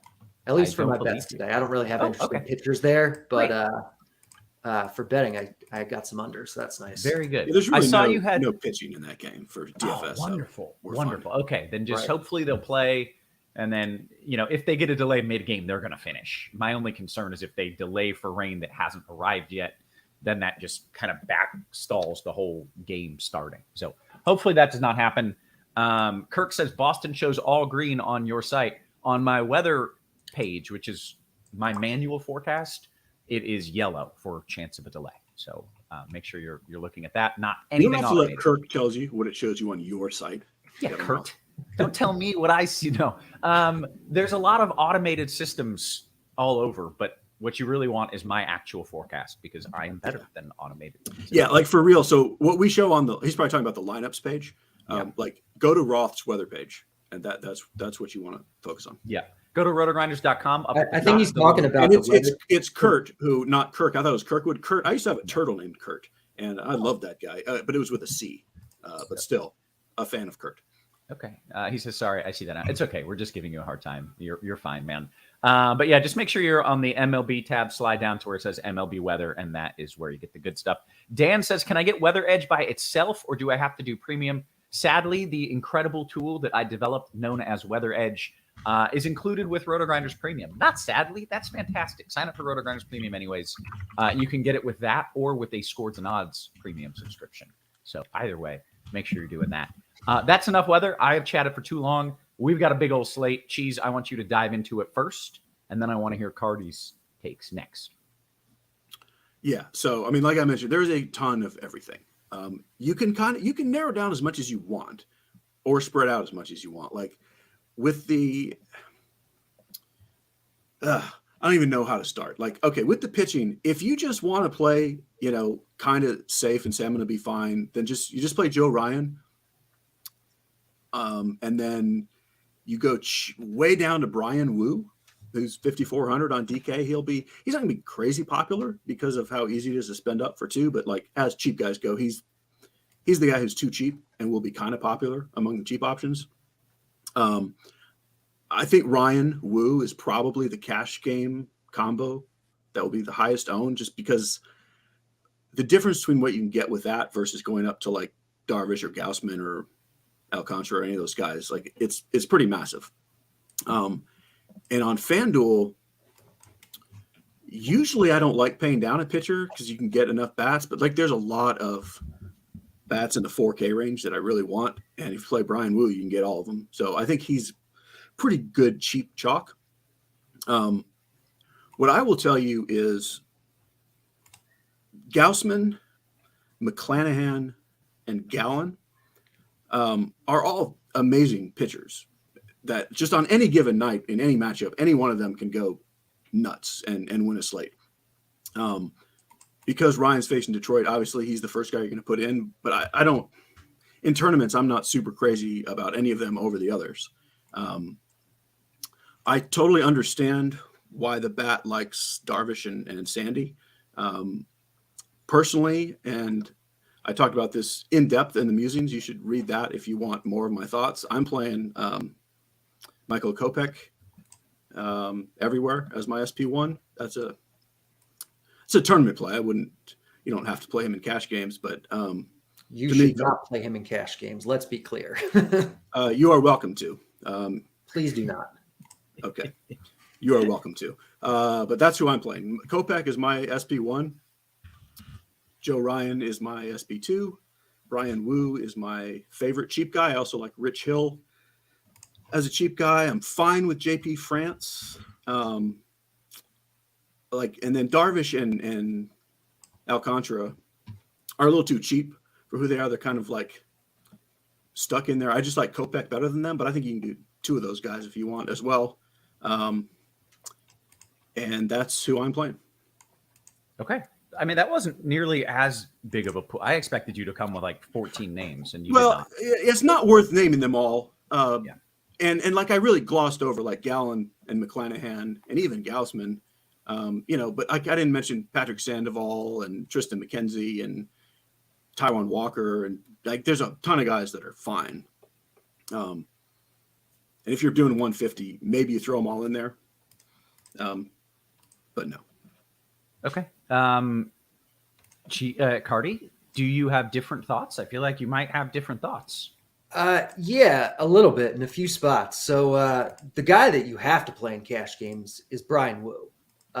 Cheese mentioned him, said he's, the best cheap guy, which he is, but he's not just the best cheap guy. Like, he's the best play on the slate when you consider price. He doesn't even project that much worse than the actual aces, and he's insanely cheap. Like, the matchup is just so good for him. He's a pretty talented young pitcher to begin with. He's facing a White Sox lineup that is average, let's say. They're taking a big park downgrade. It's the best pitching weather of the night. It's the coldest temperatures. And he's just so freaking cheap. He's 5'4" on DraftKings. He's 6'5" on FanDuel. He's far and away the best point per dollar play on the slate. And he's the fourth best raw points play. Like, he projects just straight up better than Sandy, than McClanahan, than Kopech, than Gallon. So there's no reason not to play him in cash unless you just are terrible. Okay. Or there's some reason not to play him in cash, Derek. He's thrown 6 innings above double A. Like, we don't know. You can't say that you know anything about him. I agree he's a good play, but like, don't pretend like we know 6 innings above double A ever. Like, we don't know anything yet. We don't know that, but he doesn't have to go 6 innings to be the right play here. He doesn't project for 6 innings. Like, he's so cheap and he projects so well that. Yeah, I agree. He's the best cheap play, but like, you're giving him too much credit to say that he's some guaranteed great thing. He's not. I'm not saying anything. Nothing is ever guaranteed, but from a process standpoint, he is the correct play, and there's no way around that. Okay, so the whistles go Woo, but we need 2, and is Woo the play on FanDuel as well? I'm not going to say you have to play Woo and cash on FanDuel, but you absolutely can. Like, he is, a very, very good play there at his price. Like, yeah, if you want to play him, do it. Yeah. Okay. And in GPPs, he's only going to come in. He's projected as the fourth highest owned after Ryan, Darvish, and Gausman. So, like, he's great for GPPs too, because he's such a good play and isn't even going to be like super chalky. So, awesome GPP play also. Okay. All right. In terms of who you're pairing him with, I prefer saving the money on Darvish over Ryan. If I was going to play a guy on FanDuel that isn't Woo, it would probably be Darvish over Ryan. That's not a firm stance. Like, if you want to play Ryan, go ahead, but I'll take the savings. Darvish is a lot cheaper, projects a little worse, but not a lot worse, has a little bit longer leash, is in a pretty good spot. I don't have a problem just saving the money and doing that. But outside of kind of those 4, which are going to be the chalkiest, it's like Ryan, Darvish, Gausman, and Woo. There are a bunch of other guys that you can consider. I think you can certainly mix in, a JP France or a Taiwan Walker or a JP Sears or Rich Hill, who threw 110 pitches somehow in his last start or something crazy. So, like, they're giving him leash this year, which is nice. Honestly, I'm not about Kopech. I'm really curious to get Cheese's thoughts on why he likes him. I know the bat just doesn't like him in general. You look at his projections on Fangraphs, the bat's the lowest on him, but other systems don't like him. He's striking out a bunch of guys this year, but when you look at his Stuff Plus numbers, they're literally exactly the same as they were last year. Like, he hasn't actually improved, at least in a measurable way. And so I'm not quite buying it. He's like a strikeout per inning guy, but not like a 10 or 11, K per 9 guy. He's still walking a bunch of guys. He's still giving up a ton of fly balls and a ton of home runs. And the matchup is, it's fine, but it is a home run park and it is a good offense. And he's fairly expensive and going to have a little bit of ownership. And so I don't get it. Unless you're just really, I don't know, I guess even if you're buying into what he's done this year, he has a 4.03 ERA, has a 4.56 xFIP. It's not even like he's been awesome. So I'm curious what Cheese's thoughts on him are. It's almost too much to get into. You should read the musings. I have a whole 4 paragraphs about him. And basically I'm buying what he's done the last 6 weeks, 5 weeks, period. So I haven't looked at the stuff splits, so I'm curious actually if they've gotten better somehow over the last few weeks, which is certainly possible. Just I don't know. If you looked at the last 5 starts, I realize that's 5 starts. I just buy, given his pedigree, that he was supposed to be this good, and now all of a sudden he is. And and his 5 starts in a row being that good. So I'm just taking the chance that he's there. Gotcha. Which I think is reasonable in a GPP. If you just want to take that shot, you can. So I'm fine with that. Okay. I have a quick little weather update. I had somebody in chat say, hey, the tarp is on the field in Boston. And I was like, crap, that's not good. The tarp is not on the field in Boston. I have a deep secret network of spies and boots on the ground that report to me directly. The tarp is not on the field in Boston.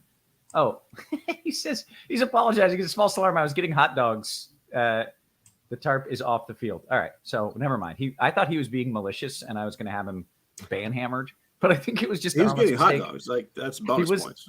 That's fair. Yeah. So the tarp is not on the field.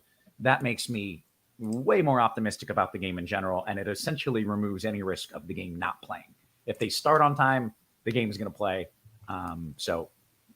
Essentially, I think we're good everywhere. Is there a pitcher in Washington, guys, that is like high on the? That's Sandy Alcantara. He's in the mix. He's not like the must play, but he's very much in the mix. Yeah. I think it's still fine. Just keep in mind that would be kind of the only thing that could go wrong at this point, unless you're playing a pitcher in Boston, is playing a pitcher in Washington. That's your highest chance of seeing a delay of those 2 games. Of the 3 rain games, there's Sandy in Washington. He's the only pitcher really of relevance for DFS. Yeah. I would stick with it in tournaments. Like, I don't think the delay, I don't think the likelihood of a delay in Washington is high enough that you need to pivot off it, but just keep that in mind. Maybe don't go 100% on that play. Okay. With that done, weather is done. And pitcher is done. Let's talk stacks. Carty, you can lead us off in that department. And did we discuss the weather in Chicago, or did that game already go? That game already went. Okay. Very good. All right. Carty, talk stacks to me. Hold on. Now XX Achilles is saying, Carty, you're welcome to play Kopech in cash. I get if you're just taking the chance this is who he is in a GPP. But you did say you could play him in cash, Cheese. You can't play Kopech in cash. You said you can play Brian Wu in cash. Of course you can play Brian Wu in cash. Well, of course you can play Michael Kopech in cash. So we all agree. You cannot. Okay. You can. If the premise is I'm hoping he's the guy he's been the last 5 starts, that's not a cash play. I'm hoping Brian Wu is the guy he's never been in his life a cash play then? What are you talking about? He's $4K cheaper and projects better. He projects better. Yes, sir. Okay. You certainly can play him in cash if you want to, but not everyone is on board with that play, is how we will leave that. And quite officially, I said Ryan Wu is the most logical cash pairing. That's what I would recommend in cash. But I think Kopech would be next on my list. Yeah. All right. Everybody loves it. The chat loves it. Hey, make sure you're hitting us with a thumbs up, by the way, for this fantastic content. Literally 2 of the sharpest baseball minds in the world, giving you full behind-the-scenes thoughts on every play. And make sure you sign up for the Fanduel Sportsbook. If you are in a legal sports betting state, take advantage of their fantastic bonus offer, which, by the way, is awesome. Get a no-sweat first bet up to $2,500 in bonus bets. Terms and conditions do apply. So make sure you're taking advantage of that. Carty, let's talk stacks. Let's talk bats. Before we do, I just want to put it on the record. Oh, God. Can our stenographer put on the record that Carty is going to bat for a rookie with, and he's still getting crap about it from the chat. This is rare.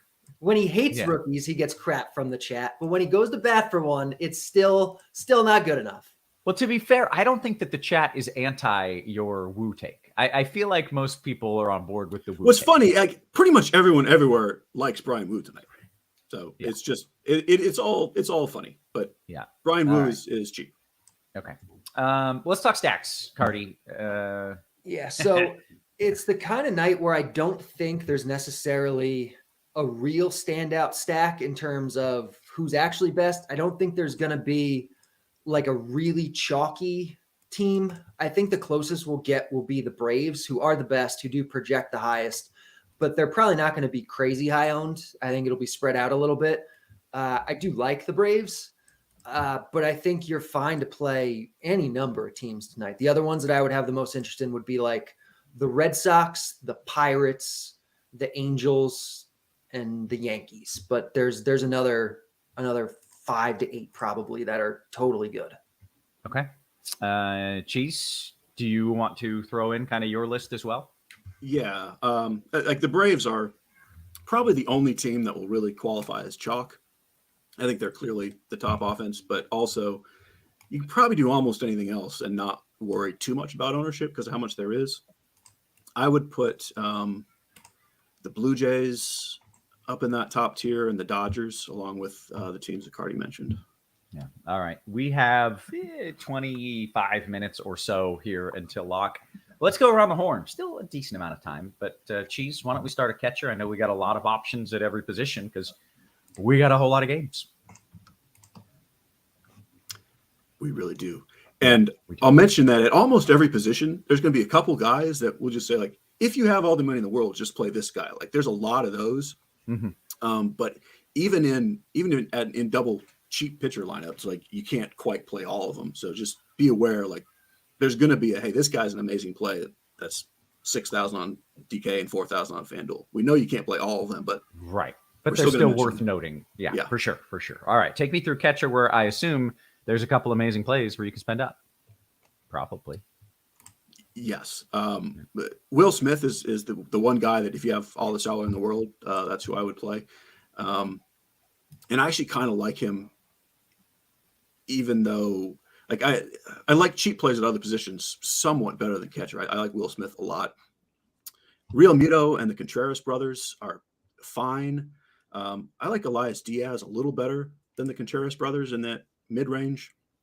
I think the cheap plays are mostly the two Toronto catchers. You can go a little cheaper, but you'd be talking like Matt Thaiss or like maybe one of the Astros guys. But pretty much if I can't get up to Will Smith, I'll go to Diaz in the mid-tier or a Blue Jay or something in the stack. Okay.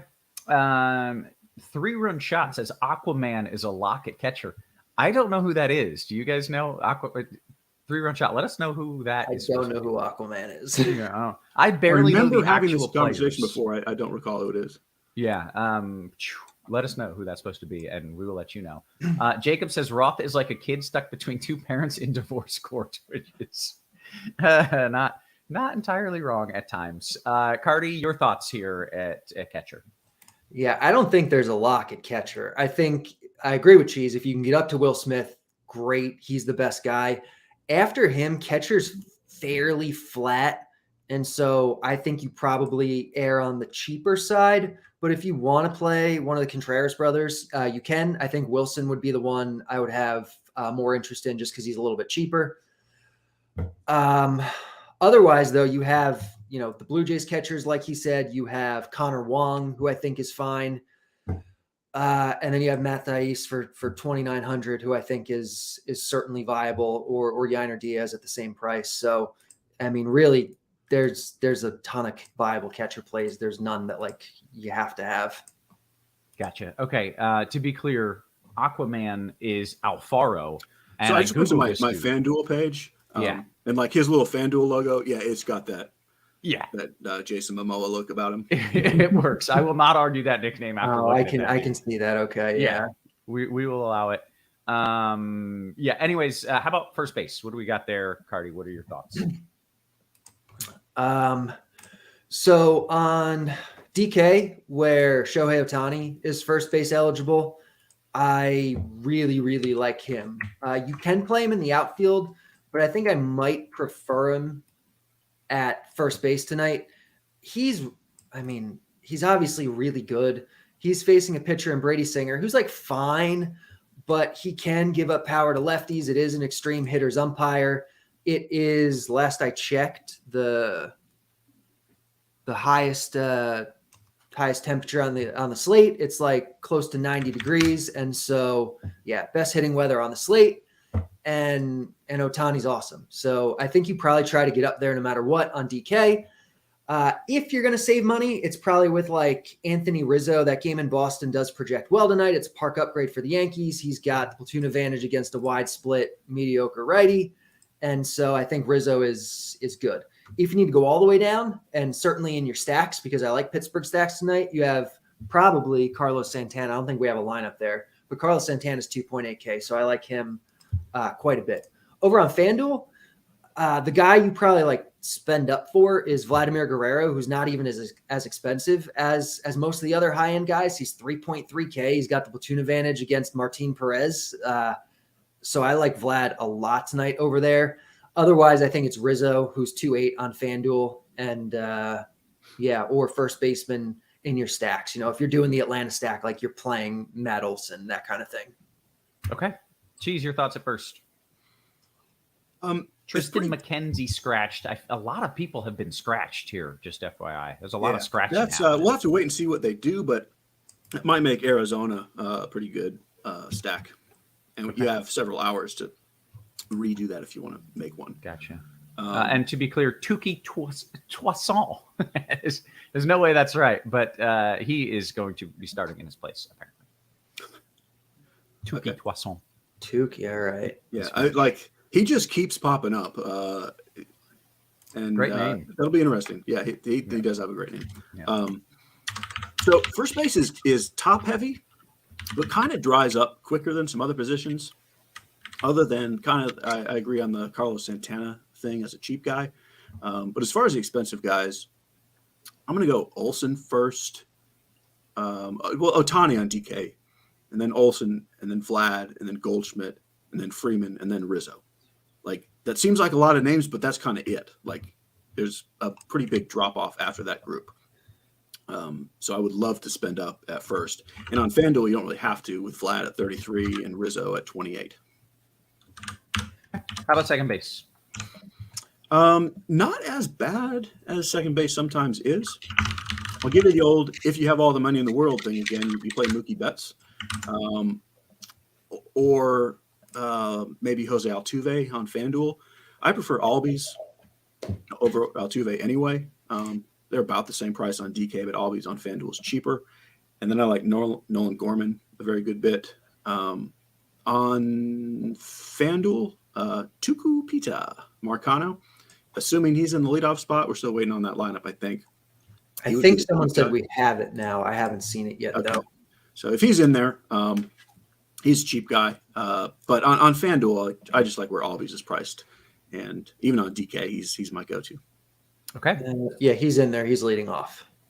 Very good. All right. Good timing, Carty. It sounds like you're done damaging your keyboard.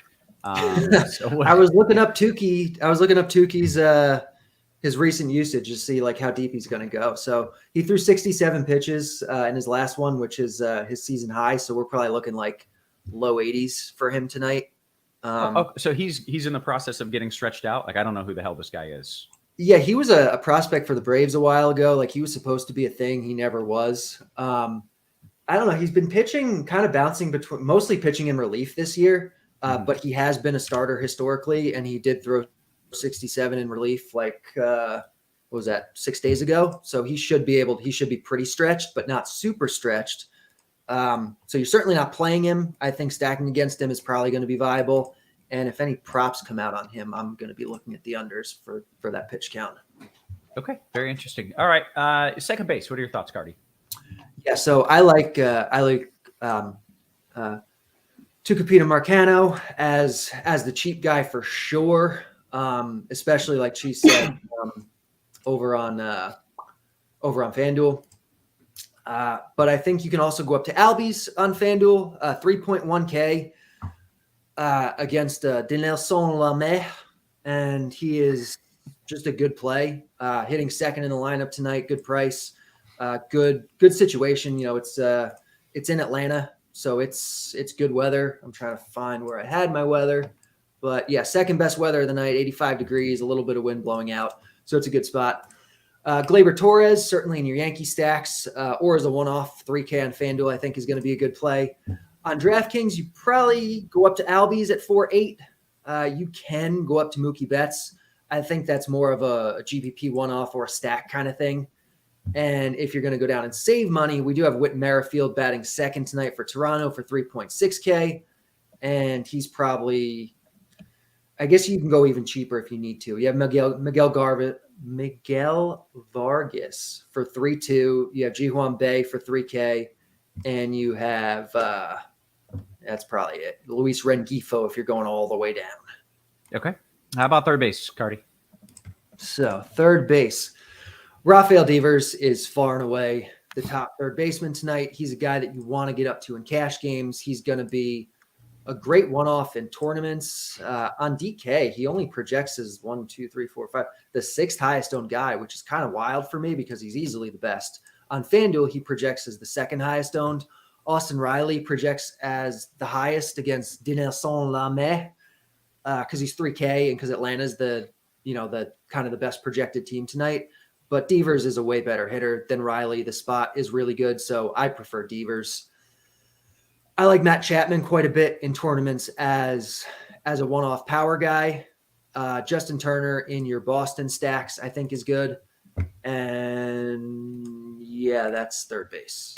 Okay. Oh, and Jose Ramirez, I think, tonight is a really good GPP play. He's against Gallen. No one's going to play him, but he projects well anyway, and you're going to get him at low ownership. Okay. Cheese, your thoughts? Yeah, on FanDuel, it's both Devers and Riley and Chapman and Bregman really are cheap enough to probably do 2 third basemen in cash.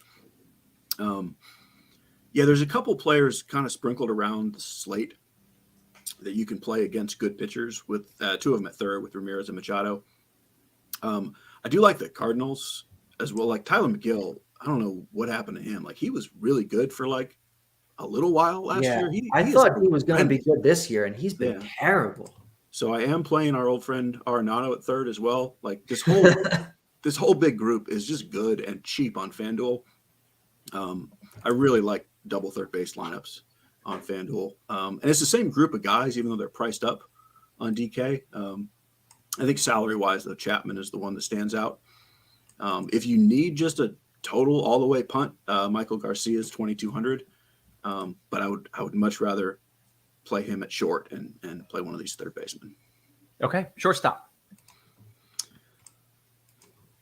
We've got basically a 3-player great top tier with Witt, Bichette, and Trey Turner. I like Witt and Bichette a little better than Turner, but they're all fantastic. And then on DK, that's where Marcano is the cheap play. On the FanDuel side, because Witt's only 33 and Trey's only 33, you don't really need to punt. You could throw Willie Adames in there, cheap-ish, but pretty much that's your position. Okay. Carty, your thoughts at short? Yeah, short's, I think, pretty straightforward. I like getting up to Witt as the expensive guy if you can do it. You also have Turner, you have Bichette, you have Seager. They're all fine. Seager in particular against Gaussman is going to come in the lowest owned of those, so I like him a lot in tournaments. If you're saving money on DK, it's easily Marcano. On FanDuel, I think you just get up to Witt because he's so freaking cheap. Yeah, that's short. Okay, outfield, Carty. So I talked about Ohtani at first because on DraftKings you can play him there. On FanDuel, he's outfield only, and you're going to play him on FanDuel in cash, and he's great in tournaments, and like he's awesome. Ronald Acuna is also awesome because we like the Braves tonight. They're going to be chalky. I think they'll probably carry the most ownership of the position. In tournaments, obviously, use them where it makes sense, but they're really good. Then I like some of the Pittsburgh guys. In particular, the Pittsburgh lefties, because Tehran has always had a very wide split. He's very easy to steal on too. So there's just a lot of upside with Pittsburgh, and it's a park upgrade for them. So Brian Reynolds is awesome. Jack Sawinski is awesome. Ji-Hwan Bae, he qualifies at outfield on DraftKings too. So he's going to be really good. I like, sorry, I lost my train of thought there.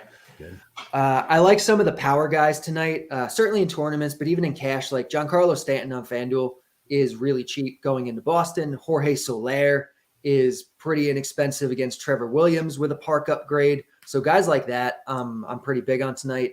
If you need to save money, over on DK in particular, you have Jesus Sanchez for 2.8K against Trevor Williams. You have Edward Olivares in that best weather game, hitting third with the platoon advantage. So I think he's good. And yeah, that's kind of how I'm viewing the position tonight. Okay. Cheese, your thoughts in the outfield, and we'll get some home run picks and answer some questions. Yeah, Ohtani is the top guy that I'm kind of going out of my way to spend on. I'm really curious to see the Pittsburgh ownership. Like, we've got like all the expert tags on Brian Reynolds and a bunch on Jack Sawinski, and they project well, and I love them, and seems like, but they still don't have high projected ownership. I don't really know where they're going to land. I think they're going to be a little bit more popular in smaller field, higher dollar things. But they're still, I think they won't be too popular to worry about. So Reynolds and Sawinski are high on my list for both sites. I guess Corbin Carroll moves up to a top play here.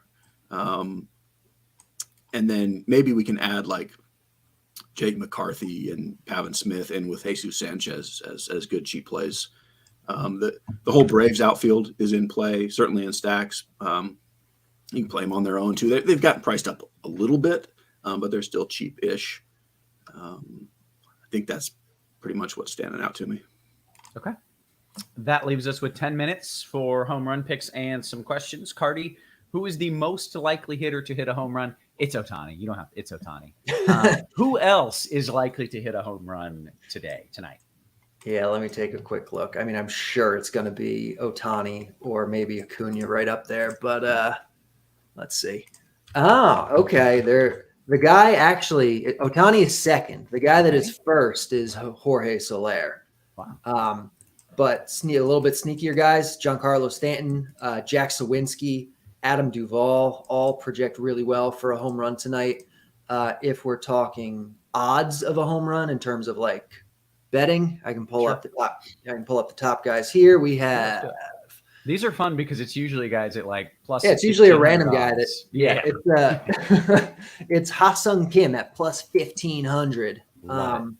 Yep. The top like name guy is Will Smith for the Dodgers at plus 550. Very good. All right. Cheese, you got a home run pick for me? I know there's going to be a lot of them. There's a lot of good hitters, but give me some names. I'll go Jack Sawinski. And how about Jesus Sanchez? Those sound like good names. Let's open up the old RG Discord. I'm going to take some questions. If you're watching in the YouTube, get your questions in now and hit the thumbs up and hit the subscribe button. Why is there a dog eating a dog? Hot dog. The poll in the YouTube chat. Okay. The poll, in case you missed it, was what is better, a hot dog or a corn dog? And it's hot dog by a mile in my professional estimation. Do either of you disagree? No, it's one of the craziest things in the world when you see an adult eating a corn dog. Like I love it when it happens. It's not going to be me, and I don't even like. I legitimately love it, but I don't understand it. But I think it's fantastic when it happens. Yeah. Carty, you're in agreement. Hot dog over corn dog. I'll take a hot dog over a corn dog. Yeah. What is that fluffy layer of corny bread? It's not as good as a hot dog bun. I'll tell you that. Okay, let's get to some QQs here. We've got less than 10 minutes to go. Scrolling up just a wee bit in the RG Discord, and let's see here. Okay, we'll start with Tom. DK Cash question. Carty, I'm coming to you for this 3v3. Kirk, Riley, Wendell, or W. Contreras, Garcia, and Correa? That was a cash question? It was, yes. I mean, I think the real answer is start over, but it's probably the second one. Okay. Fanduel Cash, Cheese for you. Util, last spot. Springer, Dinger, Stanton, or Riley? Like them all. I would lean Riley. Okay. Carty, we know you're on the woo train. Whistles go woo, but it's hard to deny Jake Berger's current hot streak. No, it is very easy to deny hot streaks. They don't exist. They're not real. Denied. Okay. Any interest in him or Chicago White Sox in general for hashtag leverage? I mean, the thing is, Woo isn't even going to be like crazy chalky. That's the thing. And I mean, you can. No, I don't even think you can. I wouldn't do it. Okay, that's fair. All right. Cheese, DK Cash, Ohtani or Olsen, and then Kirk, Wong, or Tice? Ohtani over Olsen, although those are two of the very best players on the slate. But yeah, Ohtani. And then I would lean Kirk there. Okay, great. Can you rank your third baseman, Carty, on FanDuel Cash? It's Devers for sure. And then if you're not playing Devers, you would probably do like Austin Riley, and then Chapman, then Bregman, if we're doing a rank order. Okay, good. Well, Chapman came up kind of well. This is a util question, Carty. Chapman, Springer, or Stanton?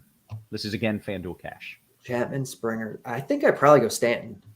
Okay, great. FanDuel Cash again. Cheese, this one's coming to you. Vladdy Carroll or Rizzo Acuna? Yes. The answer is yes. I would go Vlad Carroll, but they're both great. Okay. Cheese, DK single entry GPP. Is it worth going to a full Arizona stack after this news over Pittsburgh, which I guess is the pitcher situation? Yeah, I would say yes. Very good. Okay. Carty, a couple coming your way. Trout Marcano or Stanton Albies? Holy cow. Is that right? I got to check. I think Arizona's projecting really well now. I got to double check it. Sorry, question? Yeah, you're fine. Let us know what the projection is. I expect to see Carroll as maybe right behind Ohtani as the next best hitter. Yeah. It was Trout Marcano or Stanton Albies, Carty, FanDuel Cash. Yes. I'm sorry. That yes is not an answer to that question. I would go Trout and Marcano, but it's close. They're both really good. Okay. FanDuel single entry, Carty, Sawinski Reynolds or Trout Springer? Sawinski Reynolds or Trout Springer? I think it's Sawinski Reynolds. Okay. Achilles says, Cheese, any love for Royce Lewis? Royce? Just in general, Minnesota is this team that's just stuck in it's such a big slate. No one's playing Minnesota. I mean, I don't particularly love Royce Lewis. I think he's a huge pinch hit guy, if I remember correctly. Let me take a look at him. And we're going to see they're facing basically a bullpen game, so it's going to be some mix of righties and lefties. I mean, he's playable, but I wouldn't say love for him, no. Okay. And that Arizona stack now is probably going to still, because it was late news, is going to come in super low owned, right, Cheese? Like no one's making that pivot. Some people are. Yeah, I mean, a fair amount of people will switch to it, but it will be much lower on than it would have been if we'd known this 2 hours ago. Yeah. Interesting. All right. FanDuel Cash question, Cheese. Did I miss one? No, I think we're good. Albies Olsen or Tucapita. I was hoping I would get to say that. Tucapita Acuna. Albies Olsen or Tucapita Acuna? Albies Olsen. Very good. D Gold says, I will consolidate my question and make you work. We've been doing a lot of that already, man. FanDuel Cash, Carty, util cash, 3,200 or less. FanDuel Cash in the util, not Riley or Albies. 3,200 or less, not Albies or Riley. Yep, this is FanDuel util. Giancarlo Stanton. Very good. FanDuel Cash, Cheese to you, a 3v3. Acuna, Olivares, Reynolds, or Carroll, Witt, and Boba Fett.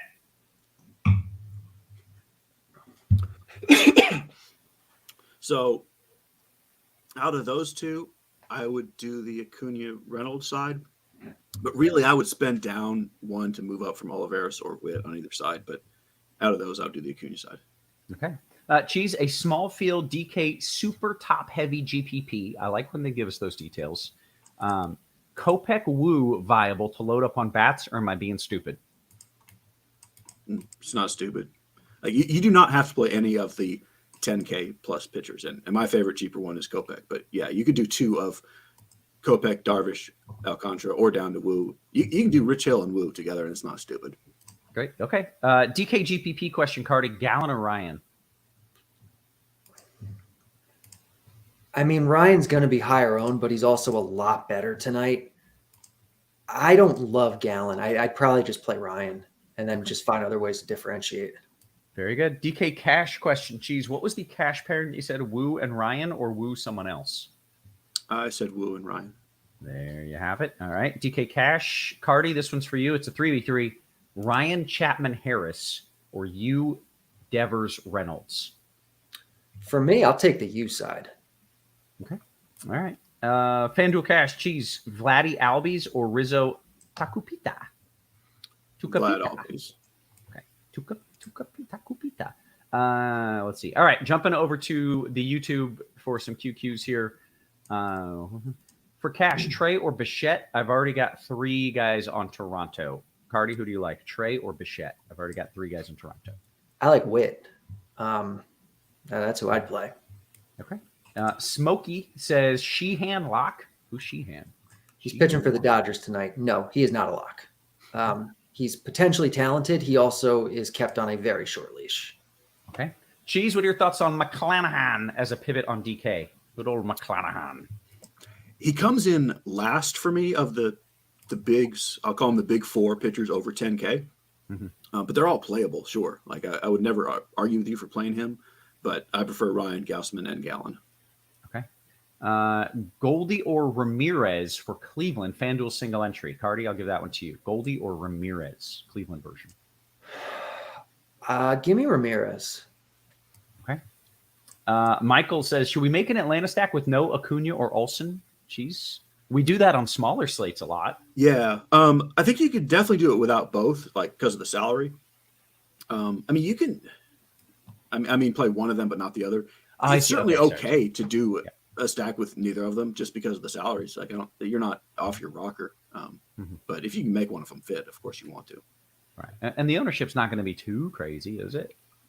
Not on both of those guys together. The salaries are like, they're really tough to get. Bit prohibitive. Okay. Not if you go double cheap pitchers, baby. That's how I roll. DK single entry. Cheese, this one's for you. Mickey, are these real people? Mickey Moniak or Jake McCarthy each would round out a 4-man stack. Mickey Moniak? Or Jake McCarthy? I would play McCarthy. Okay.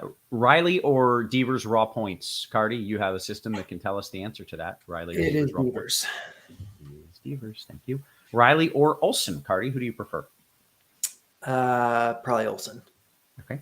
DK Cash question we hit the lock. We'll take his question anyways. DK Cash 3v3.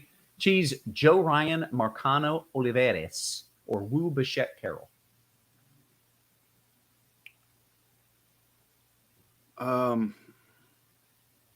Wu Bichette Carroll. Okay. Jay Sam says, hey, Roth, on FanDuel, they have Rich Hill not starting. Is he still in? Can you ask the guys? I can ask the guys.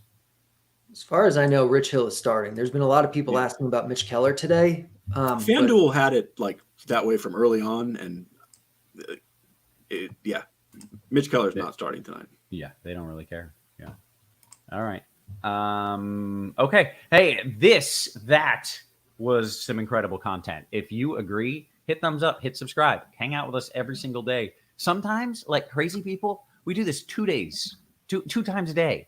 We do it in the morning sometimes, like absolute lunatics. We're up at 10 a.m. doing the show. So make sure you hit that like and subscribe button so that you are never missing one of these amazing free shows. TJ says, wait, Roth, one more. Okay, I'll stick around. It's TJ. That's my guy. Who is Cheese's favorite Atlanta outfielder not named Acuna? Cheese, who is your favorite Atlanta outfielder not named Acuna? Ronald. He's named Ronald. That's close, honestly. I'm going to say Ozuna. Okay. Important question. We will end it on this. Cheese, the question is, what is the big fondue doing for dinner?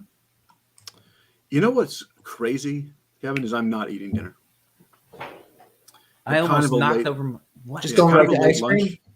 Yeah, exactly. So kind of a late lunch, and then I got a concert to go to for the camp that I taught at. Like the kids play a concert, and that's like right after this. And then I don't want to miss ice cream, so I'm not gonna have dinner to ruin my ice cream after the concert. That would be ridiculous. Yeah. No, that is definitely the adult choice that you're making there, Jesus. Yeah. That's the right choice. I just went grocery shopping, so I have just so many options. I'm overwhelmed, but I'm gonna figure it out. Maybe some. Carty, are you eating bugs tonight? Fried bugs, or however you sautéed? If someone would make me some gourmet bugs, I would totally eat them tonight. There's nothing wrong with that, man. Nothing wrong with it at all. Hey, we are going to bounce on out of here. I'm going to figure out my dinner plans and go cuddle a couple kiddos. So for Cheese, for Carty, for our wonderful production crew, always working hard behind the scenes. Guys, we appreciate you. We love you. And we will catch you tomorrow. You have been Crunch.